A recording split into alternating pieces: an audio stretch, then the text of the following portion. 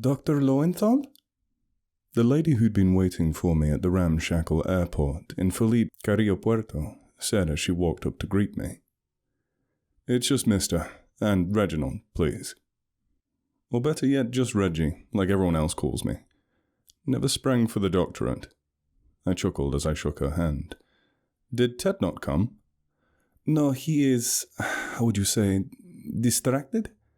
She answered in her charming Hispanic accent, apparently expecting me to be upset. Oh, well, that's fine. That's fine, I assured her. That's just the way he is, as long as I've known him. And it was true. The South African man was the definition of obsessive. Once he's fixated on something, well, that's that. Well, I guess let's go find him, Miss... Oh, mi llamo Rosita. Oh, sorry. I'm Rosita. She apologized again. No, that's all right. Speak Spanish if it's more comfortable. Estaré bien. I told her so she didn't walk around on eggshells the whole time. So, where are we going again? I asked as we made our way to her old Toyota. Chan Santa Cruz, she told me. It was a very small, very remote village town. And that makes sense, all things considered. You see, the whole reason I'd flown to the Yucatan Peninsula was that I'm an immunologist, who is known to moonlight as an epidemiologist. And one day, Ted calls me up and says he's ran into a flu strain that wasn't acting right, as he put it. So he asked me to come down and see what I thought about it. Once asking became begging, I finally agreed. And now there I was. Shoo! Glad I packed a lot of linen. I sighed as I stepped out of the car and back into the heat. Huh, you're right about the remote part, I said to Rosita as she got out too. I found myself looking around at the alien environment. The small wood and straw huts mixed side by side with the sharp angles of the concrete and cinder block buildings. God, it's humid, I thought to myself, as I sat my luggage down and stretched my back with a soft groan. Only gets worse, Reggie, I heard Ted's voice say from somewhere off to the side. Oh, don't tell me that. Don't tell me that. I warned as I turned to face him, his pale sunblock-covered skin almost glowing in the sunlight. You'll be all right. At least you got the complexion for it, don't you? He joked, pointing at my dark brown skin. The complexion, but not the constitution, I'm sorry to say, I admitted, wiping some of the sweat from my forehead against the shoulder of my shirt. How you been, Ted? Nick deep in sick people, same as always?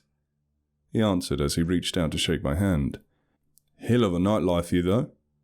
He joked again as he turned around to look at the rural area.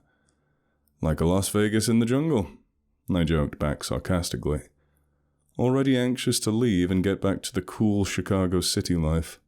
So, what you got for me? What's this all about? Well, here you are, he told me as we stood in a poorly lit hut of wood and straw. We were looking down at a young man as his chest would rise and fall with each laboured breath. Influenza, you said? Yep, flu. But different. Ted, I can't begin to describe how unhelpful that is. I sigh as I pull a stool up to the cot where the young man had been resting. Different how? Oh, right. Where to start? Ted! Oh, yeah, he says as he shakes himself back into focus. Well, all the symptoms are there, except for the cough and the nasal stuff. No congestion or runny nose or nothing. There's never any of that, ever. Incubation is always on the longer end. Post-exposure, it's always about 4 days before we get the symptoms. But what? We've got no asymptomatic cases, he answers almost cautiously. So far, we've had a 100% expression of symptoms in every single infection so far.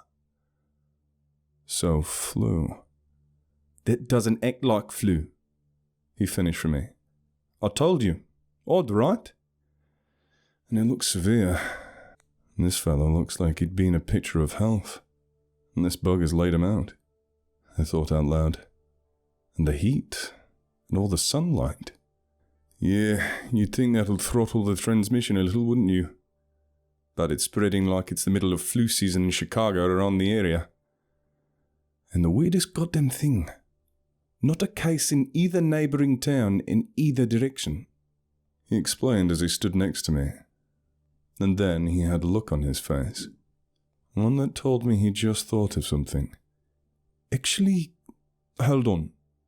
He told me as he pulled out a notebook and started flipping through the pages. I just stood there and watched him for a little while, wondering what he was looking for, until he finally spoke again.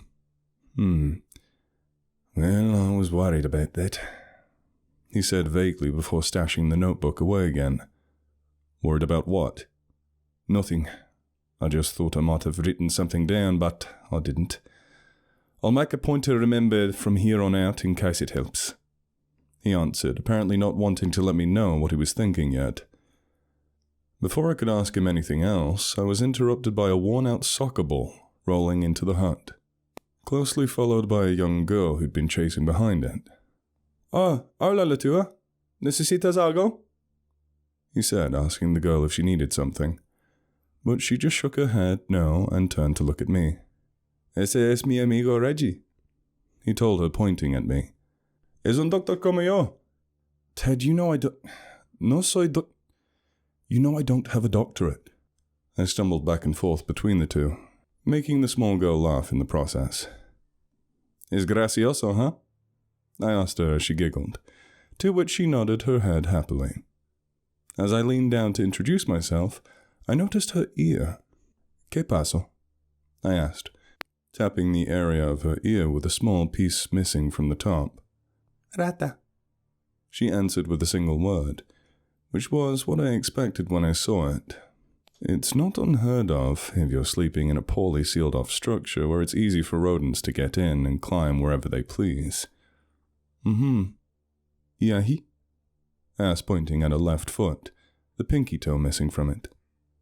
"Pared, roca," she answered plainly in single words again. Wall, rock. She must have been talking about the stone walls that crisscross the entire village. A loose rock must have fallen off while she was playing, and it landed on her poor little foot.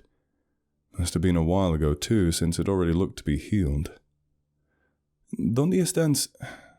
Where's her parents?" I asked Ted, getting frustrated at bouncing around from one language to another. "Well, you're looking at one," he told me, pointing at the sick man in front of us. "The mom isn't around, from what he told me. Not sure if she just ran off or died or what, but no mom. She's got an older brother around here somewhere, half-brother, almost the same age, but you'd be hard-pressed to see him. He tends to keep pretty busy when he's not in school." "And what? ¿Cómo te llamas?" I asked her, half to be polite, half because I had already forgotten what Ted called her when she walked into the hut. "Letua," she answered with a smile. "Letua. That's a pretty name," I told her, but in Spanish, since I imagine you're likely getting as tired of switching as I am. "How old are you?" 11, she answered as she poked at the ball with her foot. 11, huh? That's getting pretty old. You'll be as tall as I am before long. "Hey, do you know where your dad got sick?" I asked her, but she shook her head. "And what about you and your brother? How do you feel? Sick?" But she just shook her head again. "Well, okay, but if you start feeling bad, you come straight to me or Ted. Understand?" She just nodded, picked up her ball, and ran back outside.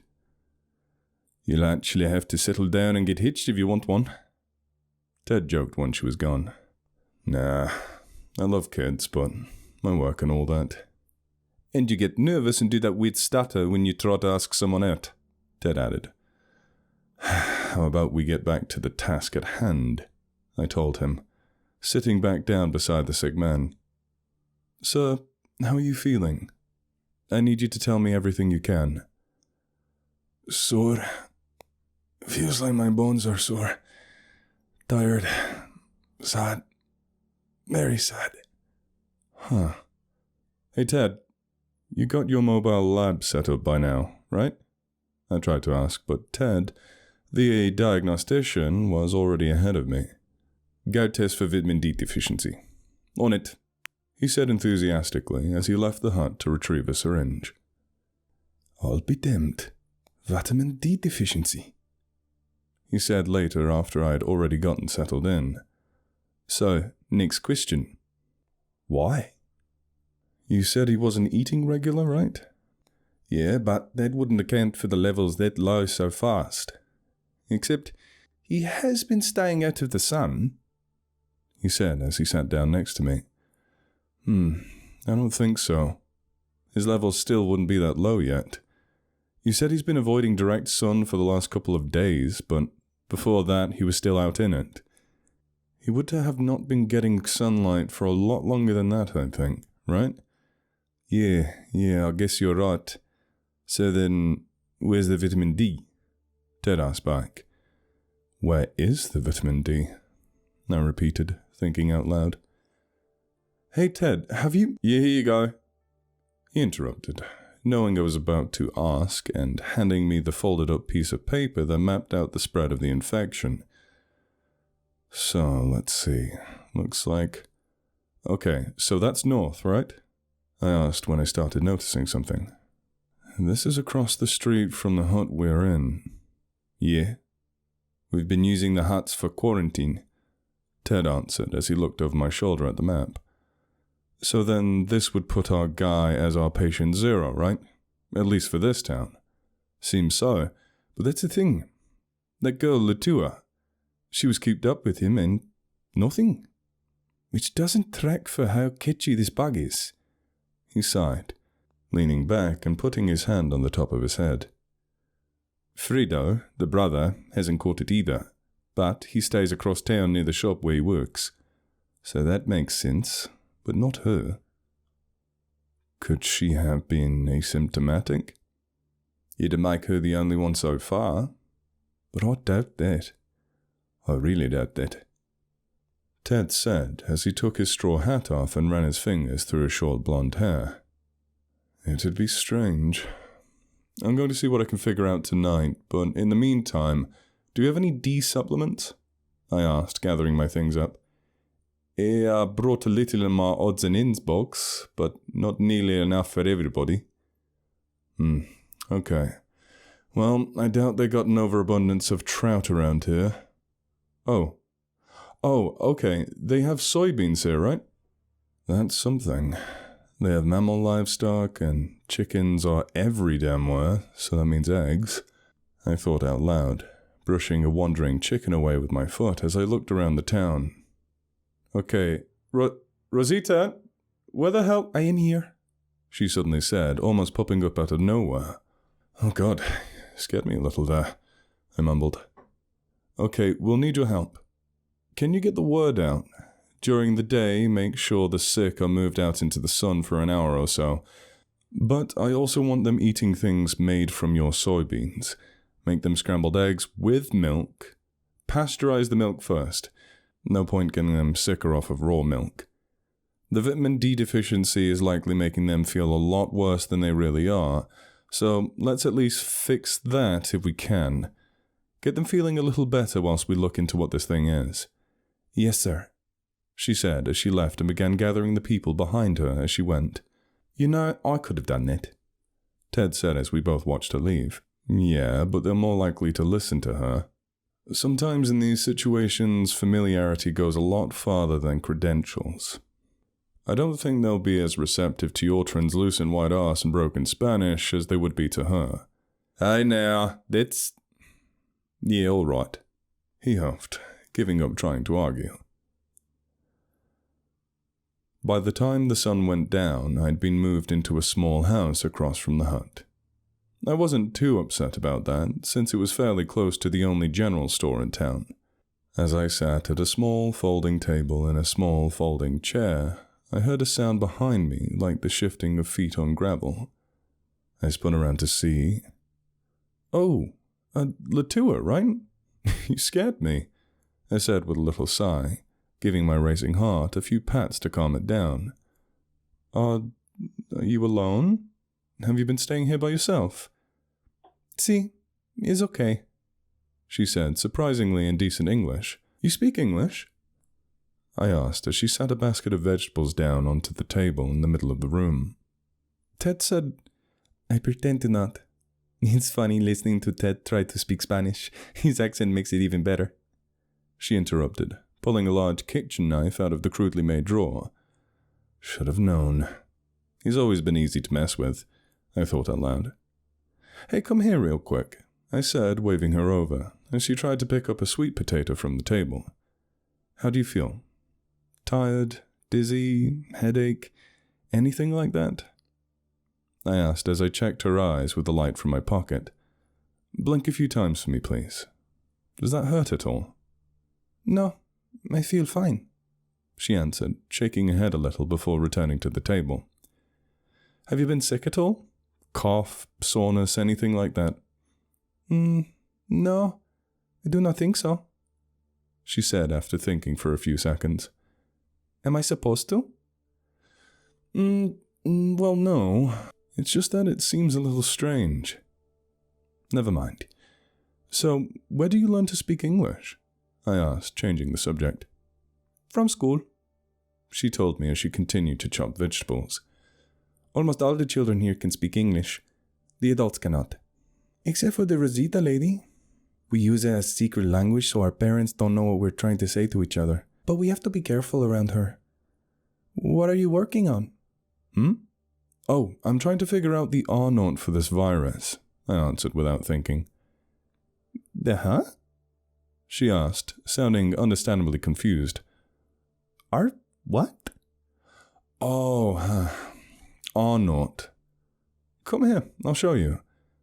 I told her as I waved her over and pulled out a blank piece of paper and popped the cap on a black marker. So you know how you catch a sickness like the flu from someone else? Mm-hmm. She nodded, standing on her toes to see better. When a person coughs or sneezes, yes? That's one way, yeah. And like through blood or the oral fecal... Yeah, you got it. Anyway, there's a bunch of different things that make a difference. But let's say this is your sick person, I said, drawing a circle in the middle of the piece of paper. And these are healthy people, I added, drawing 6 more circles around the first one. Now the R0 is the average number of people our one sick person will infect, I explained, checking off 2 of the circles. But what about the people who are, what is the word, immune? Oh, that's pretty smart, I said, a little smile appearing on my face. Yeah, that's the problem. We don't know what that number is yet. So we have to do our best without knowing it. But what we can do with this number is get an idea of what we need to do so the virus doesn't spread. The less contagious it is, the easier it is to contain. And if you've spent all this time around your dad whilst he's been sick, then it's either not very contagious or I'm immune, she finished for me. Yep. So I need to figure out which one it is. But from what I'm seeing, I think you're just immune for some reason. As contagious as the bug is, I said to her as she looked over the diagram I drew for her. Is my dad going to be okay? She suddenly asked, sitting the paper back down on the folding table. Oh, yeah. Hey, come here, I said as I kneeled down to her height. Your dad is a young, strong man. Things like the flu are usually only dangerous for very old and very young people like babies and grandparents. We're just keeping your dad away from everyone else whilst he rests and gets better so he doesn't make anyone else sick. Understand? I do, she answered as she went back to her vegetables. And as the soft thunks of the knife against the cutting board sounded across the small room, a thought occurred to me that hadn't before. Ted. Hey, Ted. I whispered sharply into the hut where he was staying. Yeah? What is it? What's going on? He asked as he poked his head out into the dark alley. What were you doing here before me? They've been buying up land around here for the past couple of months. developers, I think. Don't know. They don't tell me much. Ted explained from the outskirts of the next town over as we looked out at the almost blinding electric lights. Once they heard that people were getting sick, they called several people and I was the closest. So they had me come in and check it out. See if it was something worth being worried about. So whoever they are, they're going to turn that little town into what? It's literally in the middle of nowhere, I said as I looked back over my shoulder towards the town. Maybe not as far into nowhere as you think. We aren't that far from Cancun right now. Face east and keep going and you'll run into the ocean before long. Best I figure, they want some of that rich college kid money. Tourism, or whatever you'd call what they get up to with that much alcohol in them.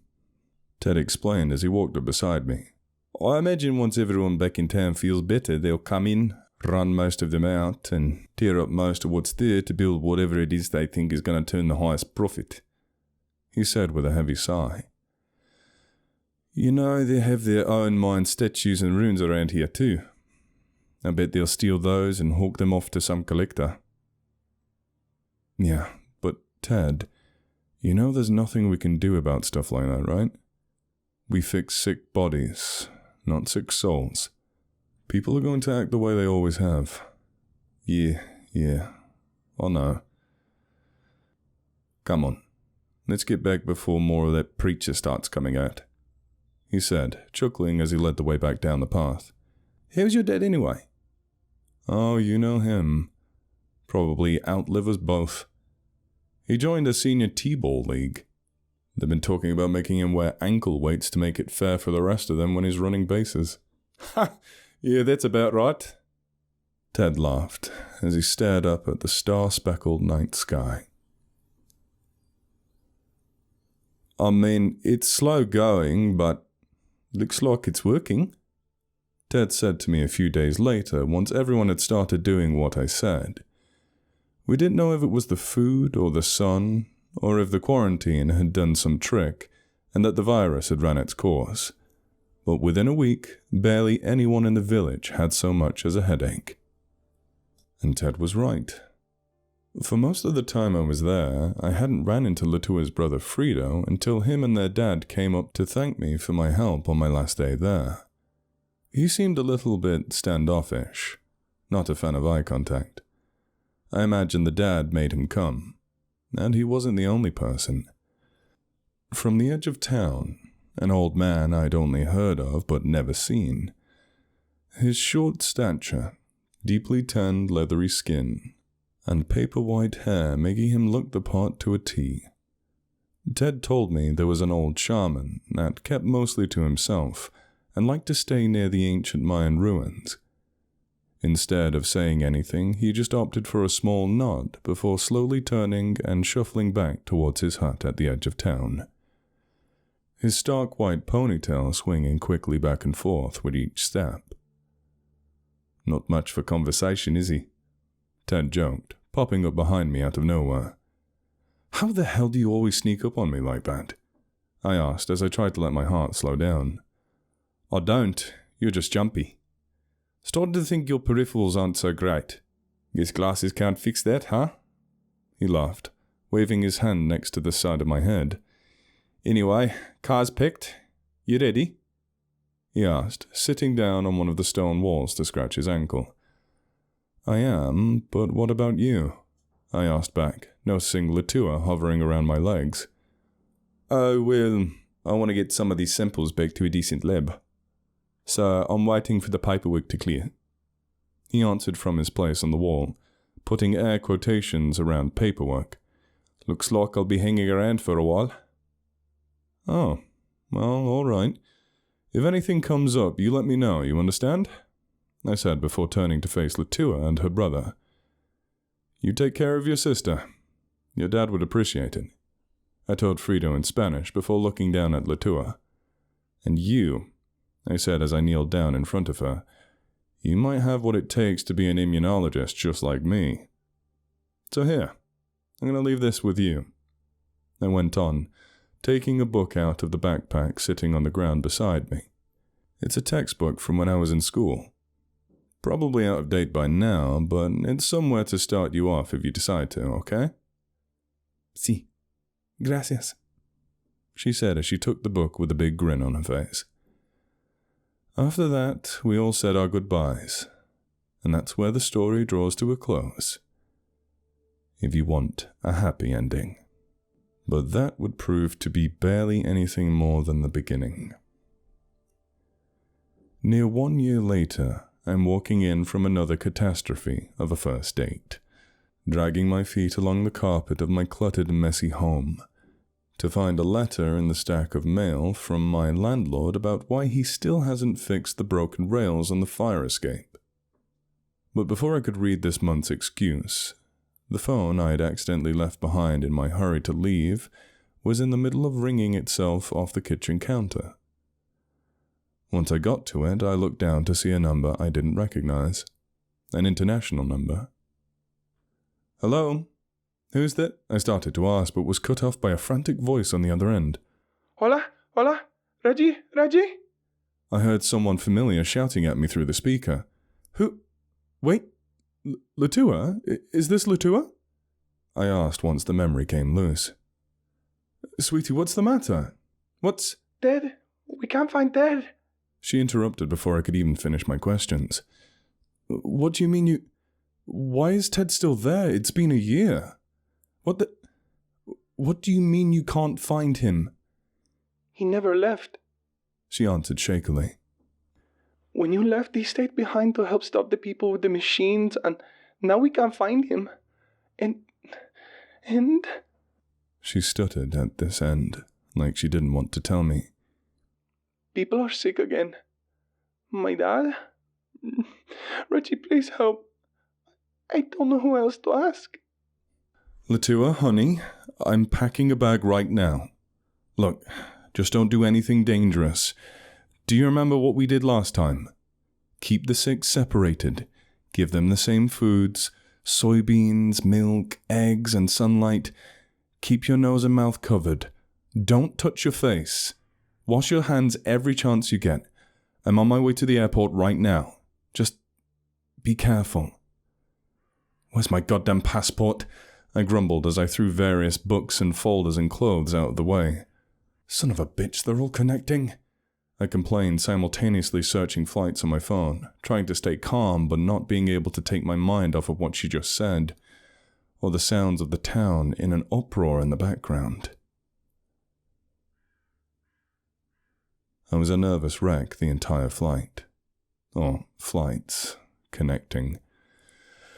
Hours of uncomfortable uncertainty boiled in my stomach.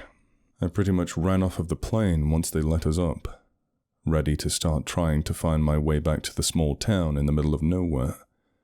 But you could have knocked me over with a feather when I came rocketing out the airport and almost ran headfirst into... "Rosita? What the hell are you doing here?" I asked in absolute astonishment. "Latua said she called you. This was the first flight arriving from Chicago. I just took the chance," she admitted as she pulled me along next to her, back to the familiar car from the year before. "I'm glad I was right." "Yeah, I was kind of on my way before I had a chance to think about what I was doing. It's too late now. You want to tell me what the hell's going on down there?" I asked, wiggling myself into a small seat. "When you left, Ted stayed behind. He wanted to see if he could help with the developers, keep them from tearing down the entire town. But after a while, he realized that he couldn't stop them. The town is not the same now. More people, larger buildings, stores, more cars. People travel between towns more now and faster," she explained over the sound of the engine starting. "Then, the sickness. It came back, and then it changed." "No, whoa. The part... What do you mean it changed?" I asked, the statement making my insides lurch. "You will see, but it isn't like the last time. It's worse. Ted was trying to understand what was happening. He wanted to help, but then he just disappeared. We don't know what happened or where he might have gone. He just vanished." After the flight and the drive, it was almost midnight by the time we rolled into the town. But it wasn't the same dark, sleepy town I remembered. It was covered in bright lights, the streets were cluttered with small scooters, the occasional car here and there, and where before the tallest buildings you could find were barely 2 stories, now they were everywhere. Some going up to 4, as they cast their sharp silhouettes across the now much less starry night sky. "Different, you see?" Rosita asked as she stepped out of the car. "Yeah, very," I said once I was standing up and looking out over the shimmering town. The only structure I could actually recognize was the faded water tower in the distance. "I don't even recognize the place," I told her as I pulled out another medical mask and passed it to her. "Here, put that on," I instructed as I handed it to her along with a bottle of sanitizer. "I use that often. Hopefully you haven't caught anything yet, and I'm going to need you healthy to help out. Now, where was Ted staying?" After that, she took me across town to a small, ramshackle structure made of mismatched cinder blocks. There was an old motorcycle parked out front under a plastic tarp that had been held up by a few elastic cords. "It's unlocked," Rosita said, leading the way up to the door. "Why's the light still on?" I asked when I saw the soft glow from the other side. "Well, you see, since..." She started to answer, but before she could, the door flew open. "Reggie!" The small figure shouted as 2 tiny arms wrapped around my waist. "Oh my God, Leta, you can't scare me like that." I huffed past wheezing breaths. "Now back up and tell me what's going on." She didn't say anything at first, though. Instead, Rosita spoke up.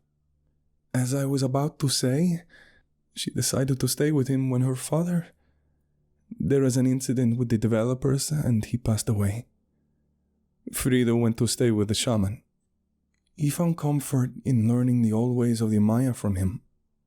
Leta said she wanted to stay with Ted and learn more about sicknesses. She looks up to you both," she explained as we walked inside, and I noticed the worn-down immunology textbook sitting on a nearby shelf. Looks like she read it more than I did, I thought to myself when I saw the condition it was in compared to when I gave it to her. "I try to keep the house clean, but Ted..." Leta said, about the same time as I saw what she was talking about. In one corner of the far side of the room, Ted had covered the entire wall with notes and drawings and clippings of all sorts, and it was cluttered with empty food packages and cups and bags. It looked like he'd shut himself in. Became deranged even. "He was acting very strange before he disappeared," she added as she attempted to straighten up some of the mess. "No, wait, hold on. I don't want to throw anything away that might be important before we know how important it is." I stopped her, walking over to the disorganized chaos. "Let me look through it first. You never know when a note or a something might tell us what could have happened." "Oh, okay," she said, stepping away from the pile of junk. "He said this was important. He read it all the time," she told me as she produced some kind of notebook from the wobbly table next to her. Once it was in my hands, I felt a cold chill run down my back as I read the dark, black letters scrawled across the front cover. TH-OR-N. Thorn? What's that supposed to mean? I said quietly as I slowly opened it to the first page. Huh, I mumbled once I started to read the roughly scribbled words. "What is it?" Rosita asked, craning her neck to see better. "Looks like a doctor wrote it. Wrote it a while ago." I answered as I continued to read. "Don't let me forget to come back and look at this. But I need to start checking on the sick people here. So, who so far do we know is sick?" "What about Ted?" Rosita asked before anything else. "I'm not a private detective and it's the middle of the night. That's something we'll need to deal with when the sun's up and more people are awake to ask things. But I know I can at least see what I can do to help anyone who's sick. So, where? It started like this last time, like the flu. But now this. Rosita said as she reached down and pulled the blanket away from the hand of the lady who was laying in her bed in front of us. They have bruises on their hands and feet. These dark spots all showed up eventually, and then fever begins to get worse. She continued, her words slightly muffled by her mask. And they don't go out into the sun. We try to make them, but it hurts their eyes too bad. And they won't drink milk or eat beans. They eat the eggs, but that's all. And not if we put milk in them. Leta added from beside me. Bruises, huh? I mumbled as I reached down and picked up Leta's hand, the dark splotches running much farther up her own arms than the lady in the bed. I feel fine, she argued, pulling her hand away. I know you know that's not the issue. I interrupted before she could finish. I could see the guilt on her face as she looked back up at me.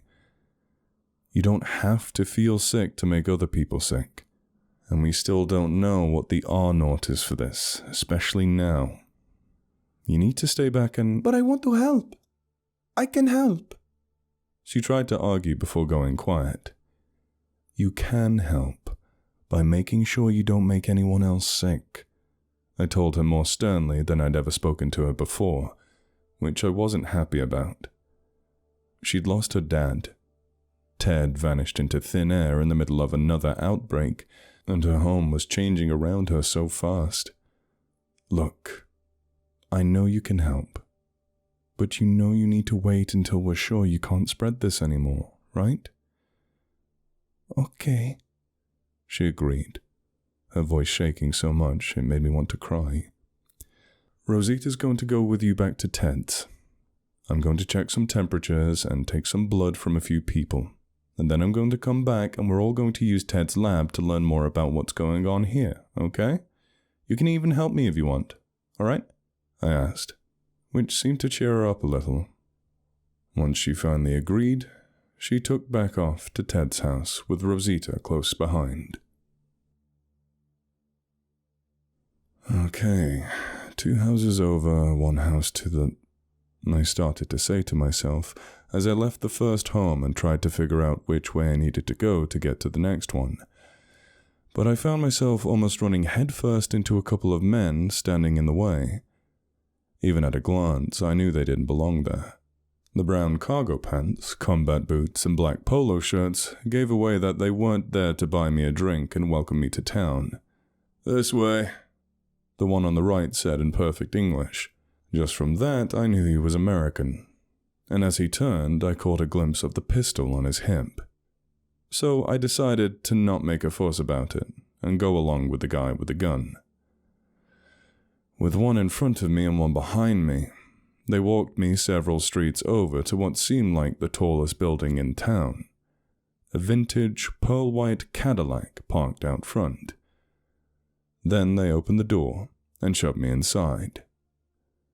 Before I knew it, I was standing in a small elevator, stuffed in between the 2 men. When the doors finally slid open, I was looking into an open room that, had I not just walked in from the street, would have made me think I'd found my way to Las Vegas. Then I noticed 2 more men sitting on the other side of the room, each on a couch of his own with a fancy glass coffee table between them. "Oh, there he is," one of them said as he stood up and waved me over. He was a thin but short man with a bright, flower-patterned bowling shirt under an expensive-looking blazer with matching slacks. I could tell even from far away he was Hispanic, the slicked-back black hair and bushy mustache adding to the Scarface cartel look. But he didn't have an accent. He sounded like he might have been from Texas or somewhere close. The other man was white, like sunburnt white though. His red hair was carefully combed over to one side, and his red beard reached all the way down to the middle of his visibly oversized chest. His gut stuck out far as it almost reached his knees when he sat upright. Come on over here and have a seat, the thin man instructed, still waving me over. It's Reginald, right? Some kind of doctor? Close enough, immunologist. No doctorate. Why am I here? I asked bluntly. How about a drink? He asked back, trying to change the subject. You like gin? Nah, I'd kinda like you to answer my question. You already had 2 men with guns bring me here. Can we not pretend this is a friendly thing? Well, alright then. How about you tell me why my workers are getting sick? He finally said in the middle of pouring his own drink. That right there, the way he said workers. I'd been around long enough, seen enough places, met enough people. I could tell what he meant by it. Most people in at least half-honest endeavors would usually say employees. When the word workers comes up, especially in these isolated parts of the less developed world, it means something way less than ethical is going on. Well, I just got here. Maybe you should have actually let me look around and do a little work before kidnapping me. I told him from the spot in front of the elevator I still hadn't moved from. While I was saying that, I noticed a small box with a few of what looked like light brown rocks sitting on the table in front of the not-so-thin man. When he noticed me looking at them, he quickly tossed the lid clumsily back over it. Giving up on that, I glanced around the rest of the room, and that's when I noticed in a far-off corner a stone statue. A very, very old stone statue that used to rest in the tree line at the edge of the town. You like that? It was just sitting out in the open. I love old Aztec stuff. Really reminds me of my heritage, you know? The thin man bragged as he walked around the couch to where I was. Look, I'd really like to get back to it, if that's okay. I can't tell you what I don't know, and I'm not going to know anything if you're holding me up here, I said once he was in front of me. By then I could see his eyes that he wasn't going to be able to bullshit me. So he dropped the facade and switched tactics. I've got a lot invested in this place. Money, time. Name's Morgan, by the way. Larry Morgan. Formerly Johnston Morgan and Morgan. You might have seen the commercials, he said, holding out his hand for me to shake. Guess not. He deflated when I refused to shake it. Anyway, I got a lot in this place, and I don't want any more eyes on it than what have to be. People getting sick. Phew. Enough of that, and you end up with that world. What the hell ever up your ass? I'd rather that not happen. You get me? Yeah, I think I get it. Look, I just want to get the people around here healthy again and keep it from spreading. It's none of my business what you're up to. Can we just agree to stay out of each other's hair and let me work in peace? I asked, just wanting to fast-track the conversation and get the hell out of there. But I knew that if things got too serious, I'd have to report it. By all rights, I already should have by that point. But I was probably too focused on finding Ted, and it's a bad habit of mine to focus on the problem in front of me and ignore the bureaucracy. Typically, when I'm out in the field, there's someone else with me, like Ted, who takes care of that kind of thing. I just want us to be on the same page. You keep your nose to the grindstone and out of my business, I keep my foot off your neck. Got it? He asked, the tone of his voice harshening as he spoke. Yeah, I got it, I said with a slow nod. Right. Then I guess that's that then. He near hummed as he reached past me and hit the button down for the elevator. I felt my knees almost give out as soon as I went back outside. Oh God, I feel sick. I heaved through the labored breaths as my back slid down the wall of the building. I never did well with confrontation like that, so it took about everything I had to hold it together up there, and once I was out, it all fell apart. I know you, a voice said from somewhere off to my right. You are the doctor. Fredo? I asked as I slowly stood back up and tried to dust myself off. Why are you out running around this time of night? Those men, they stole our statues. They are sacred. They belong to us, not them, he answered sternly, glaring up at the top of the building. They take over our whole village and steal our statues. And then when my dad tries to stop them... Oh, I see. I sighed when I realized it wasn't much about the statues for him. Look, you don't need to be wandering around out here right now.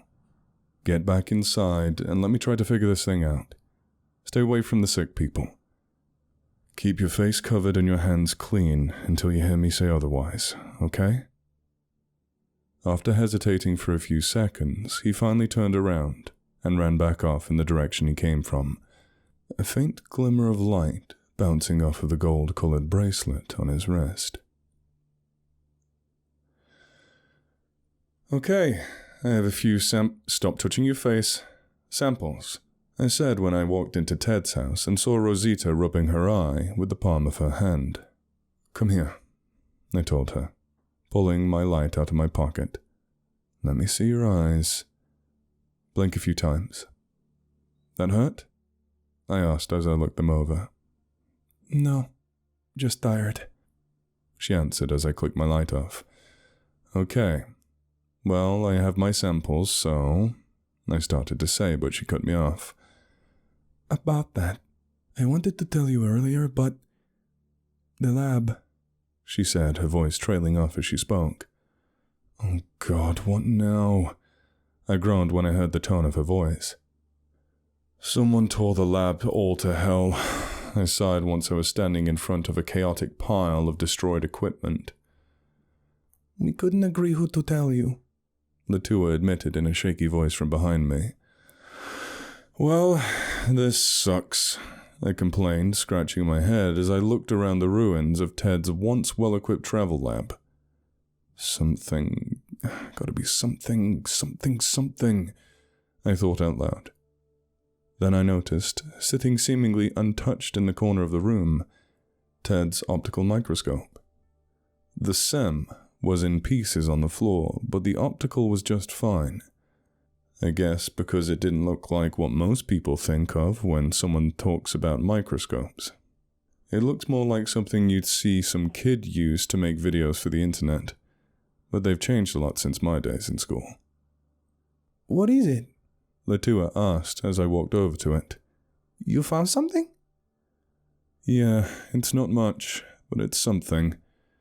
It's a microscope, I said, turning to face her. And you can use it to see the virus? Rosita asked enthusiastically. No. Oh.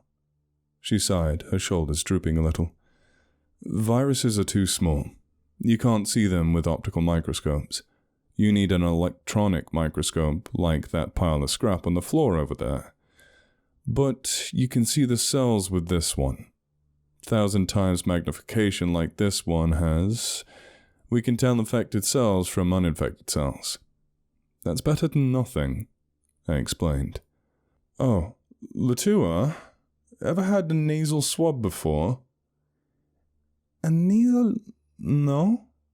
She answered nervously, since I was sure her mind just shot back to a diagram in the textbook I gave her. It'll be over before you know it. She whined as I swirled the swab around to collect a sample. There we go, I said as I rubbed the swab across a fresh slide and placed it under the microscope. Okay. Well, you definitely have it, I said as I looked at the screen and saw the odd state of things. I trailed off, taking a sample of my own and mixing it with hers. What are you doing? She asked, looking over my shoulder. Seeing if you're contagious. Put your mask back on, I said, looking back and forth from her to the screen. It'll take a little while, though. You have to wait for the cells to start showing signs of infection. If the replication cycle is anything like the flu, then it should take a few hours. Until then, do what I told you. Face, hands, space. Okay? Okay, she huffed as she left, dragging her feet along the way. All right, Rosita, your turn, I said once Leta was gone, causing a wave of fear to wash over her face. It'll be over before you know it. Well, at least we know you're not sick, I said once we were done and looking through Ted's kitchen for something to eat. Jesus, is there anything other than instant noodles in here? Here, I found some of those soft tortillas, Rosita replied as she stood up holding a plastic bag with a few flour tortillas in it. And we have a can of chicken and cheese and some black pepper. Here, I'll make us some quesadillas, she went on, rummaging through his refrigerator. There's some salsa over here, Leta added as she fished through one of the cabinets. I'm having some noodles though. This one has shrimp in it. I love shrimp. What is wrong? Rosita asked as she put another tortilla in the pan. Nothing.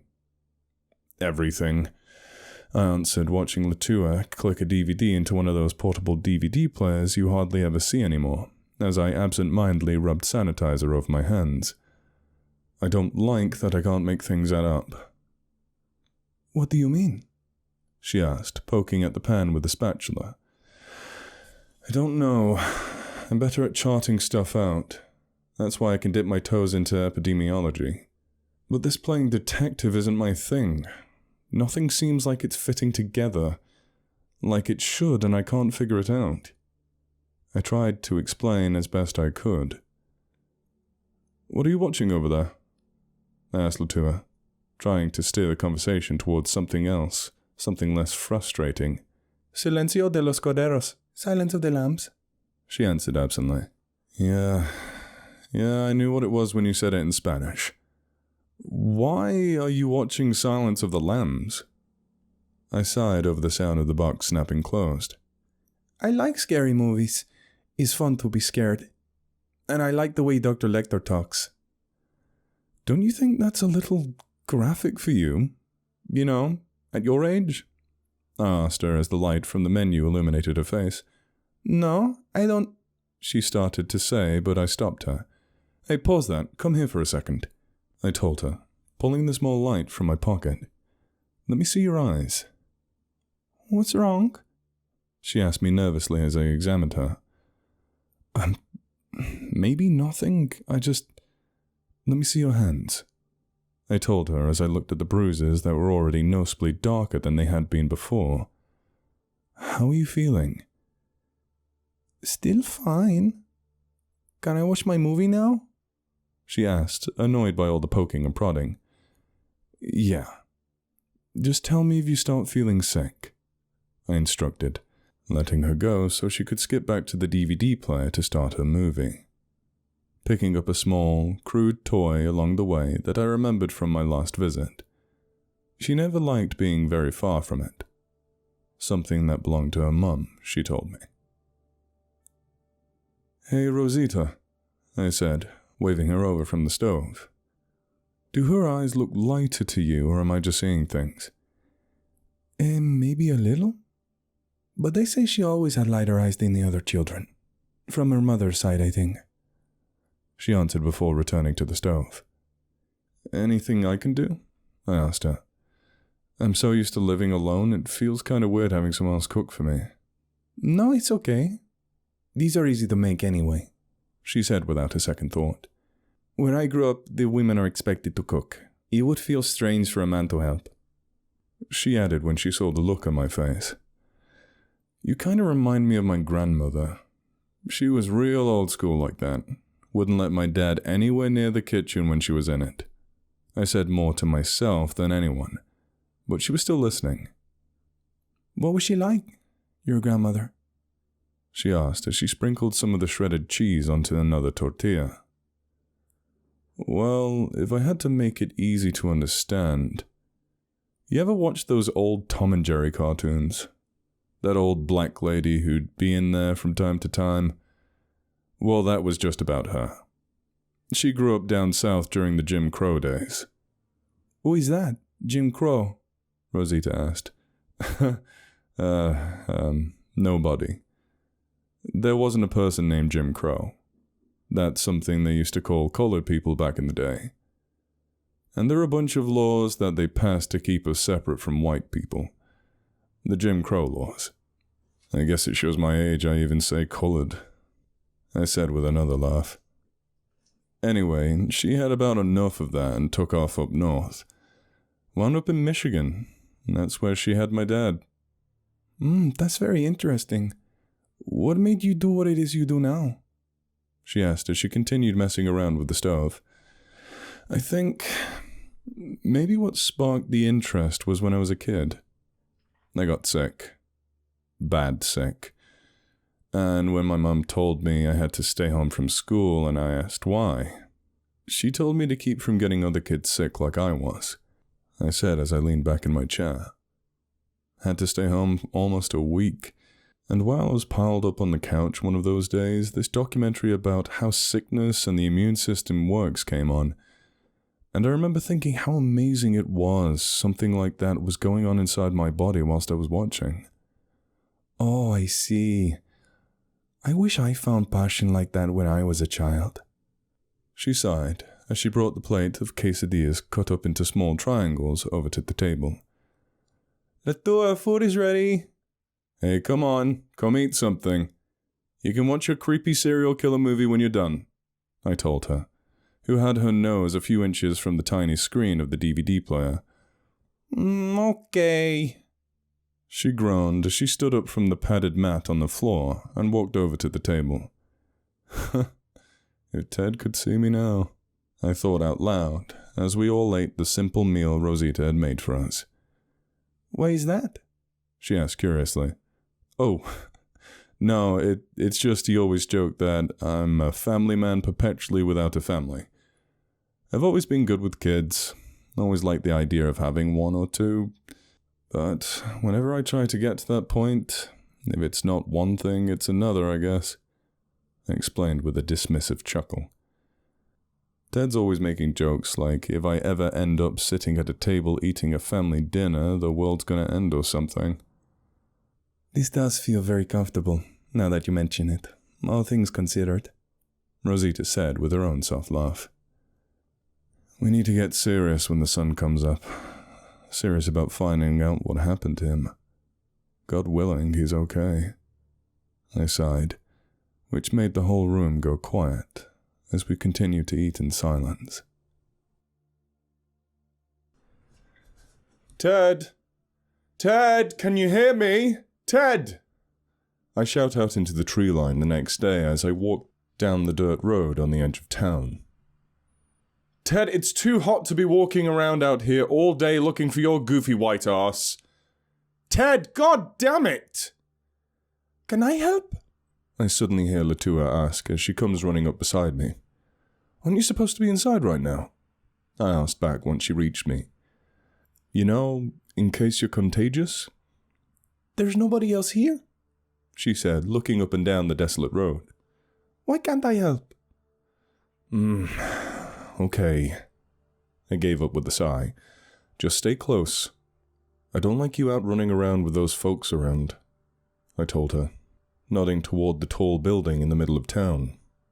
Okay, she agreed, skipping to catch up to me as we started walking. What are you doing now? Just seeing if I can get lucky and shout him up. That's all I've got right now, I said, trying to think about which way to go next. We already tried that, she informed me like she was talking to a baby who was about to do something they weren't supposed to. And what do you suggest? I asked, wanting to argue but not knowing what I would even say. Isn't that why you're here? I'm here because you called me in the middle of the night and scared the crap out of me, I mumbled, looking down a parallel street. He's got to be somewhere, right? I said mostly to myself, hoping something just pops into my head and steers me in the right direction. That's when I noticed the two men from the night before that brought me to the building. They weren't doing anything, just watching from the far end of the street. "Leta, come on, sweetie. Let's go this way," I said, taking her wrist and leading her along beside me in the opposite direction. As we walked along, I kept checking behind us to see if we were still being followed. And once I hadn't seen them for a while, I finally started to relax a little. After a while of wandering aimlessly, I could feel my feet starting to ache.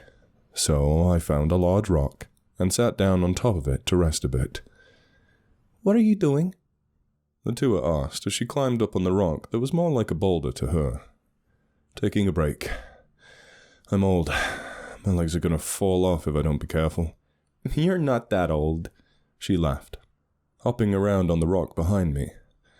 "Old enough," I said to myself as I slid my feet out of my shoes to air them out.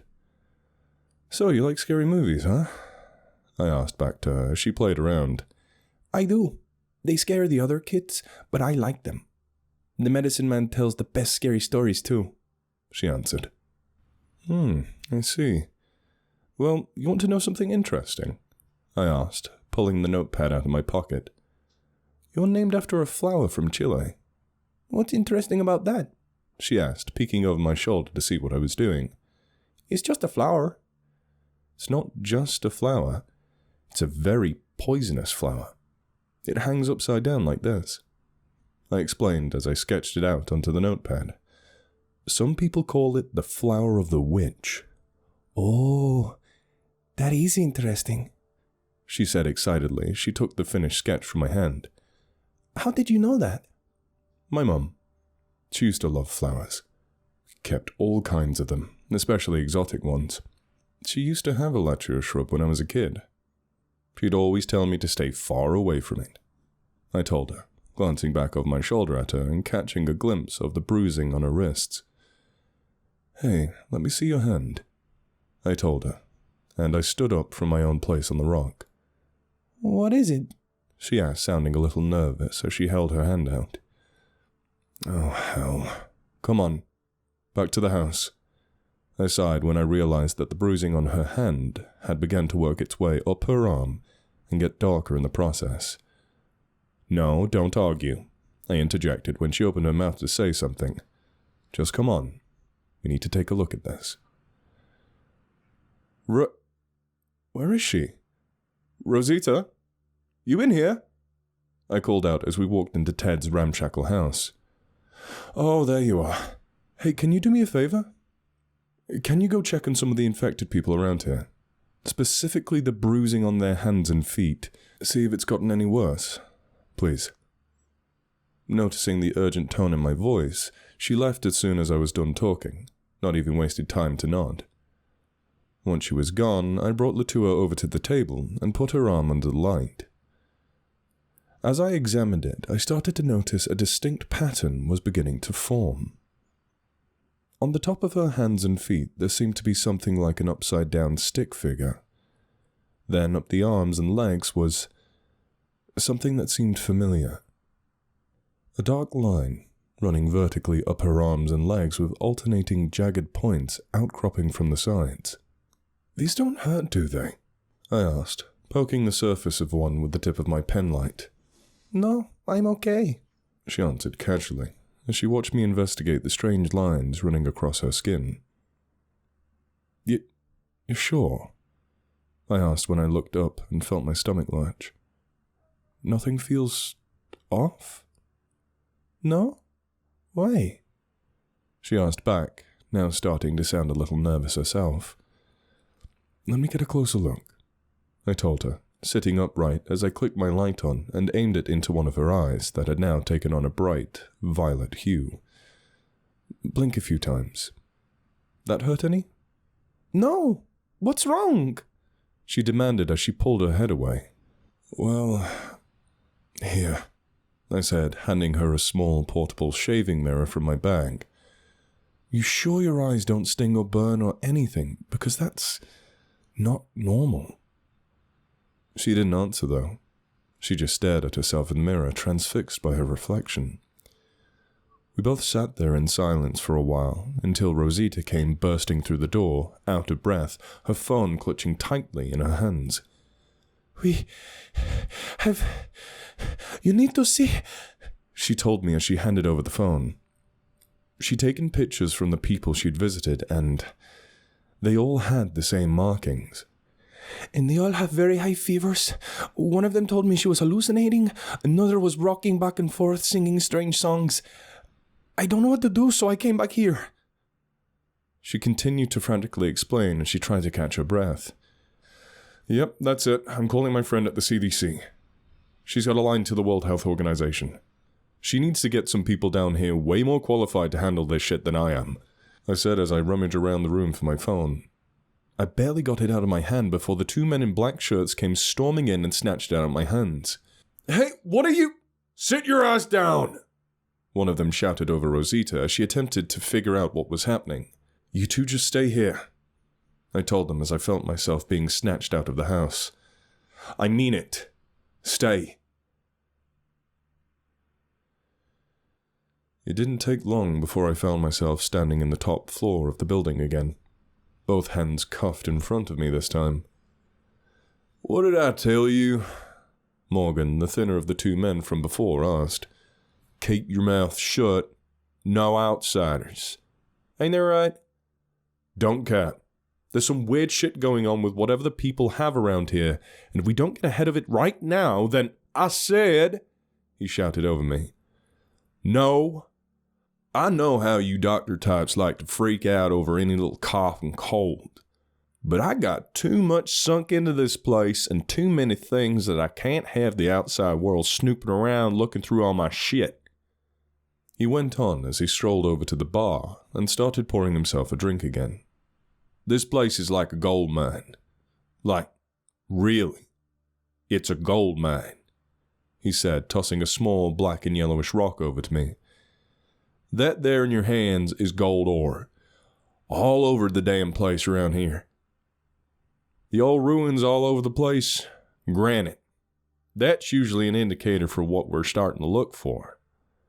Takes one big bitch investment to pull enough of that out of the earth to make it worthwhile. And as you can imagine, there's a lot of legal loops to jump through when it comes to acquiring land and stripping it bare. Especially when there's people living on it already." So Ted was right. You're some rich arsehole swooping in to tear this place apart just to get a little richer? Oh, well, I'm definitely some rich asshole. Sure enough. But it's the little richer part you're wrong about. I'm about to be a lot richer. Buster, I don't think you get what's on your feet right now. The amount of gold I'm about to pull out of the ground here? Well, let's just say if I don't take it easy, it'll tame the global market for the stuff. And I'm about to be a multi-billionaire. And you aren't going to get in the way of that.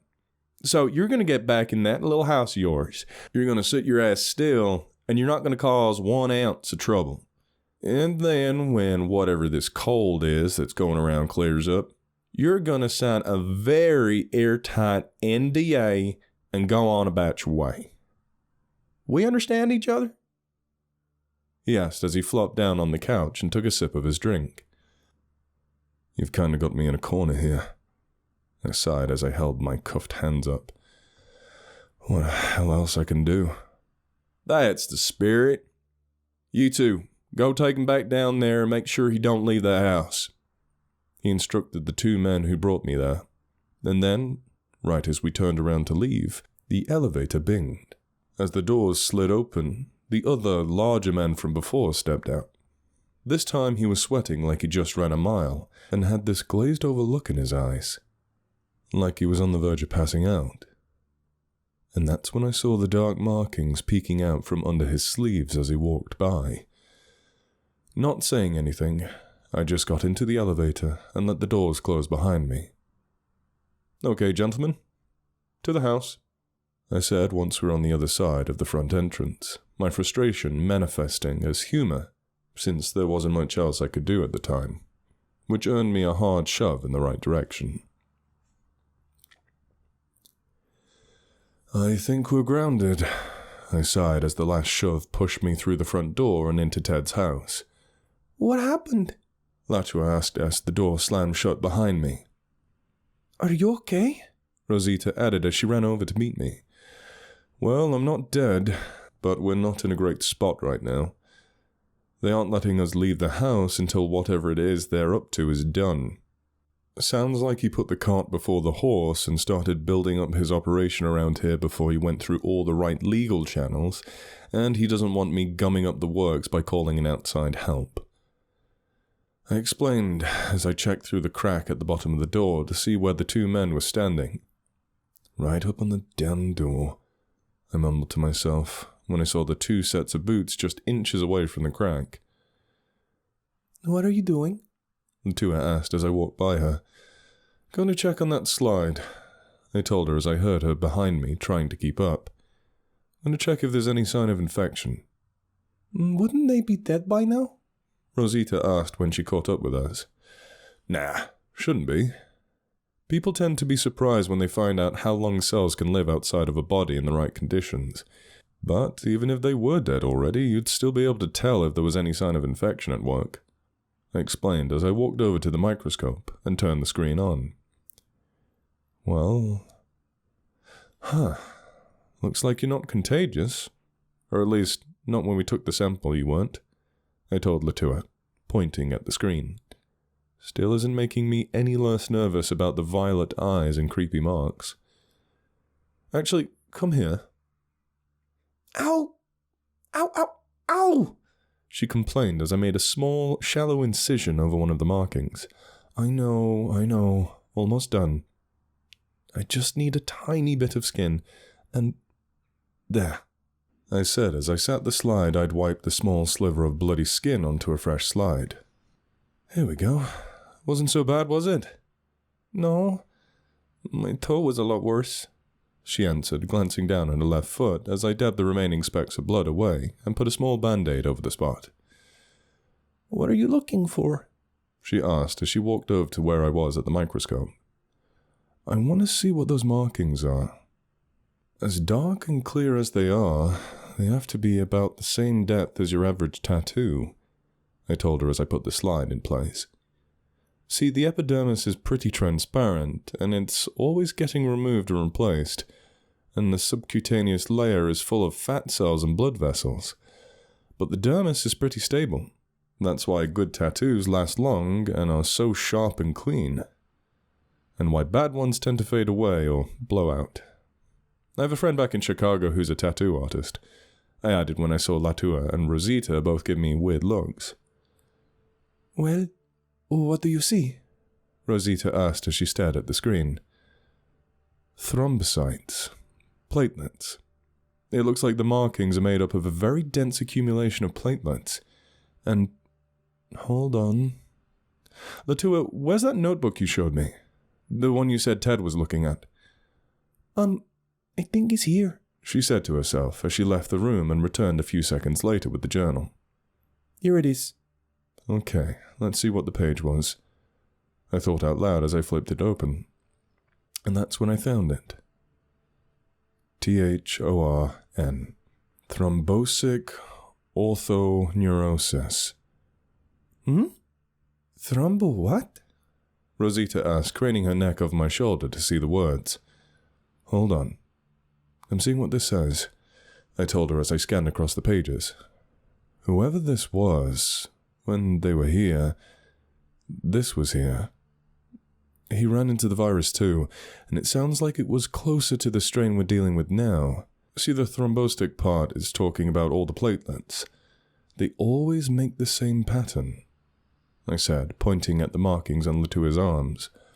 Ortho is probably talking about pattern forming straight lines. It's the neurosis part that's making me nervous. What does he say about that part? Leta asked. It doesn't actually say. It's about there where the notes kind of just end, I answered as I flipped back through the journal. Which isn't great. That would have been nice to know. I sighed, setting the book down on the table next to me. What are we going to do now? Rosita asked nervously. Well, I guess we wait. I don't know about you two, but I'm already not the most athletic man on the planet, and I don't feel like getting shot trying to make an escape. So let's just hold out for a second and see what happens, I told her as I leaned back in my chair. Don't look at me like that. There's 2 armed men out there, and I'm not Bruce Leroy. I'm an immunologist with a gut. Best I can do is slow down and think my way out of this, I added when they both cut their eyes at me like they were expecting something more exciting. I'm guessing that what happens is old What's-His-Face up there starts feeling a little lightheaded and comes crawling down here begging me for help. Aburrida, the 2 aside from across the room about a day later. I know you're bored, but there's nothing I can do about it, I told her, only able to see where she was by the dim light of her DVD player. I'm bored too. Now don't you start too, I said to Rosita before she could even finish. As soon as those words left my mouth, there was a sound from out the front door, before it swung open with a loud crash. You know, there's such a thing called knocking, I mumbled as Morgan came barging in. Shut it, he barked as he stormed over and grabbed me by the shirt. You gonna tell me what the hell's going on out there? I'm sorry, what? I stuttered as I felt the table I was being pressed against dig into my back. We've all been in here for the past 20-something hours or so. How the hell do I know what's going on outside? The sick people. Why are they acting so weird? Acting weird? I asked back. Up wandering around and shit. Won't say anything either. Lumbering around town like they don't know where they are or what they're doing. Doing crazy shit to themselves. The hell's going on? He shouted, his nose about an inch from mine. Buddy, they're too sick to even stand up. The hell are you even talking about wandering around? Get over here and look, he demanded, as he dragged me along back over to the front door. What's the fucking deal? He yelled in my ear, pointing out into the street where someone was slowly lumbering down the far side of the road. At first, they just looked like a random middle-aged man wandering around at night. He didn't really seem to notice us, but something on the ground caught his eye. It was then he turned to pick up whatever it was, that I was able to see the dark trail of blood running down his mouth. At first, I tried to take a step out into the road to help the man, but Morgan reached out and grabbed my shirt before I could pull myself free. I realized what the man was doing. He just picked up a loose rock from the ground and was in the middle of putting it in his mouth. Hey, don't do... I tried to tell him, but before I could finish, I felt a visceral wave of revulsion wash over me as he began aggressively chewing on the small rock. The sounds of his teeth breaking and crumbling, reaching all the way across the street and sending a chill down my back. What is it? I heard Letua ask as she walked out next to me, where I watched the same gruesome spectacle with Morgan and the other 2 men. I didn't even have time to answer before the man stopped chewing and opened his mouth, letting the stone and the crumbled remains of his teeth fall loosely to the ground. What happened to him? She gasped, before I turned around and pushed her back inside. All right, smartass. What the hell was that? Morgan snapped once we were all back in the house. Shit's going on all around town. I saw one of them smash their heads with a brick on the way here. Damn near threw up. Neurosis, I thought out loud, as the answers started to come to me. Are they violent? I asked him as I gave the door a hard shake to see if it would hold under pressure. Did you just see that out there? What the hell would you call that? Morgan replied indignantly. No, I mean, are they trying to hurt other people? Well, no, I don't think. What's it matter? He asked back. Well, we gotta stop them. We can't just let them hurt themselves like that. They're sick. They need help. I tried to explain. What's happening? Rosita asked nervously as she tried to keep calm. Not sure, but we have to keep these people from getting hurt if we can. We don't have a lot to work with. We'll get some rope and tie them down if we have to. And you, I said, pointing at Morgan, give me my phone back. You ought to know by now it's time to make a call. Well, I ain't got it. It's back at the office. And no, not letting a bunch of government grunts snoop around my town.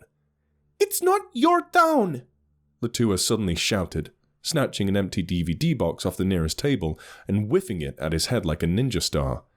Hey! Will someone calm that midget down, please? He shouted back as the plastic box ricocheted off his temple.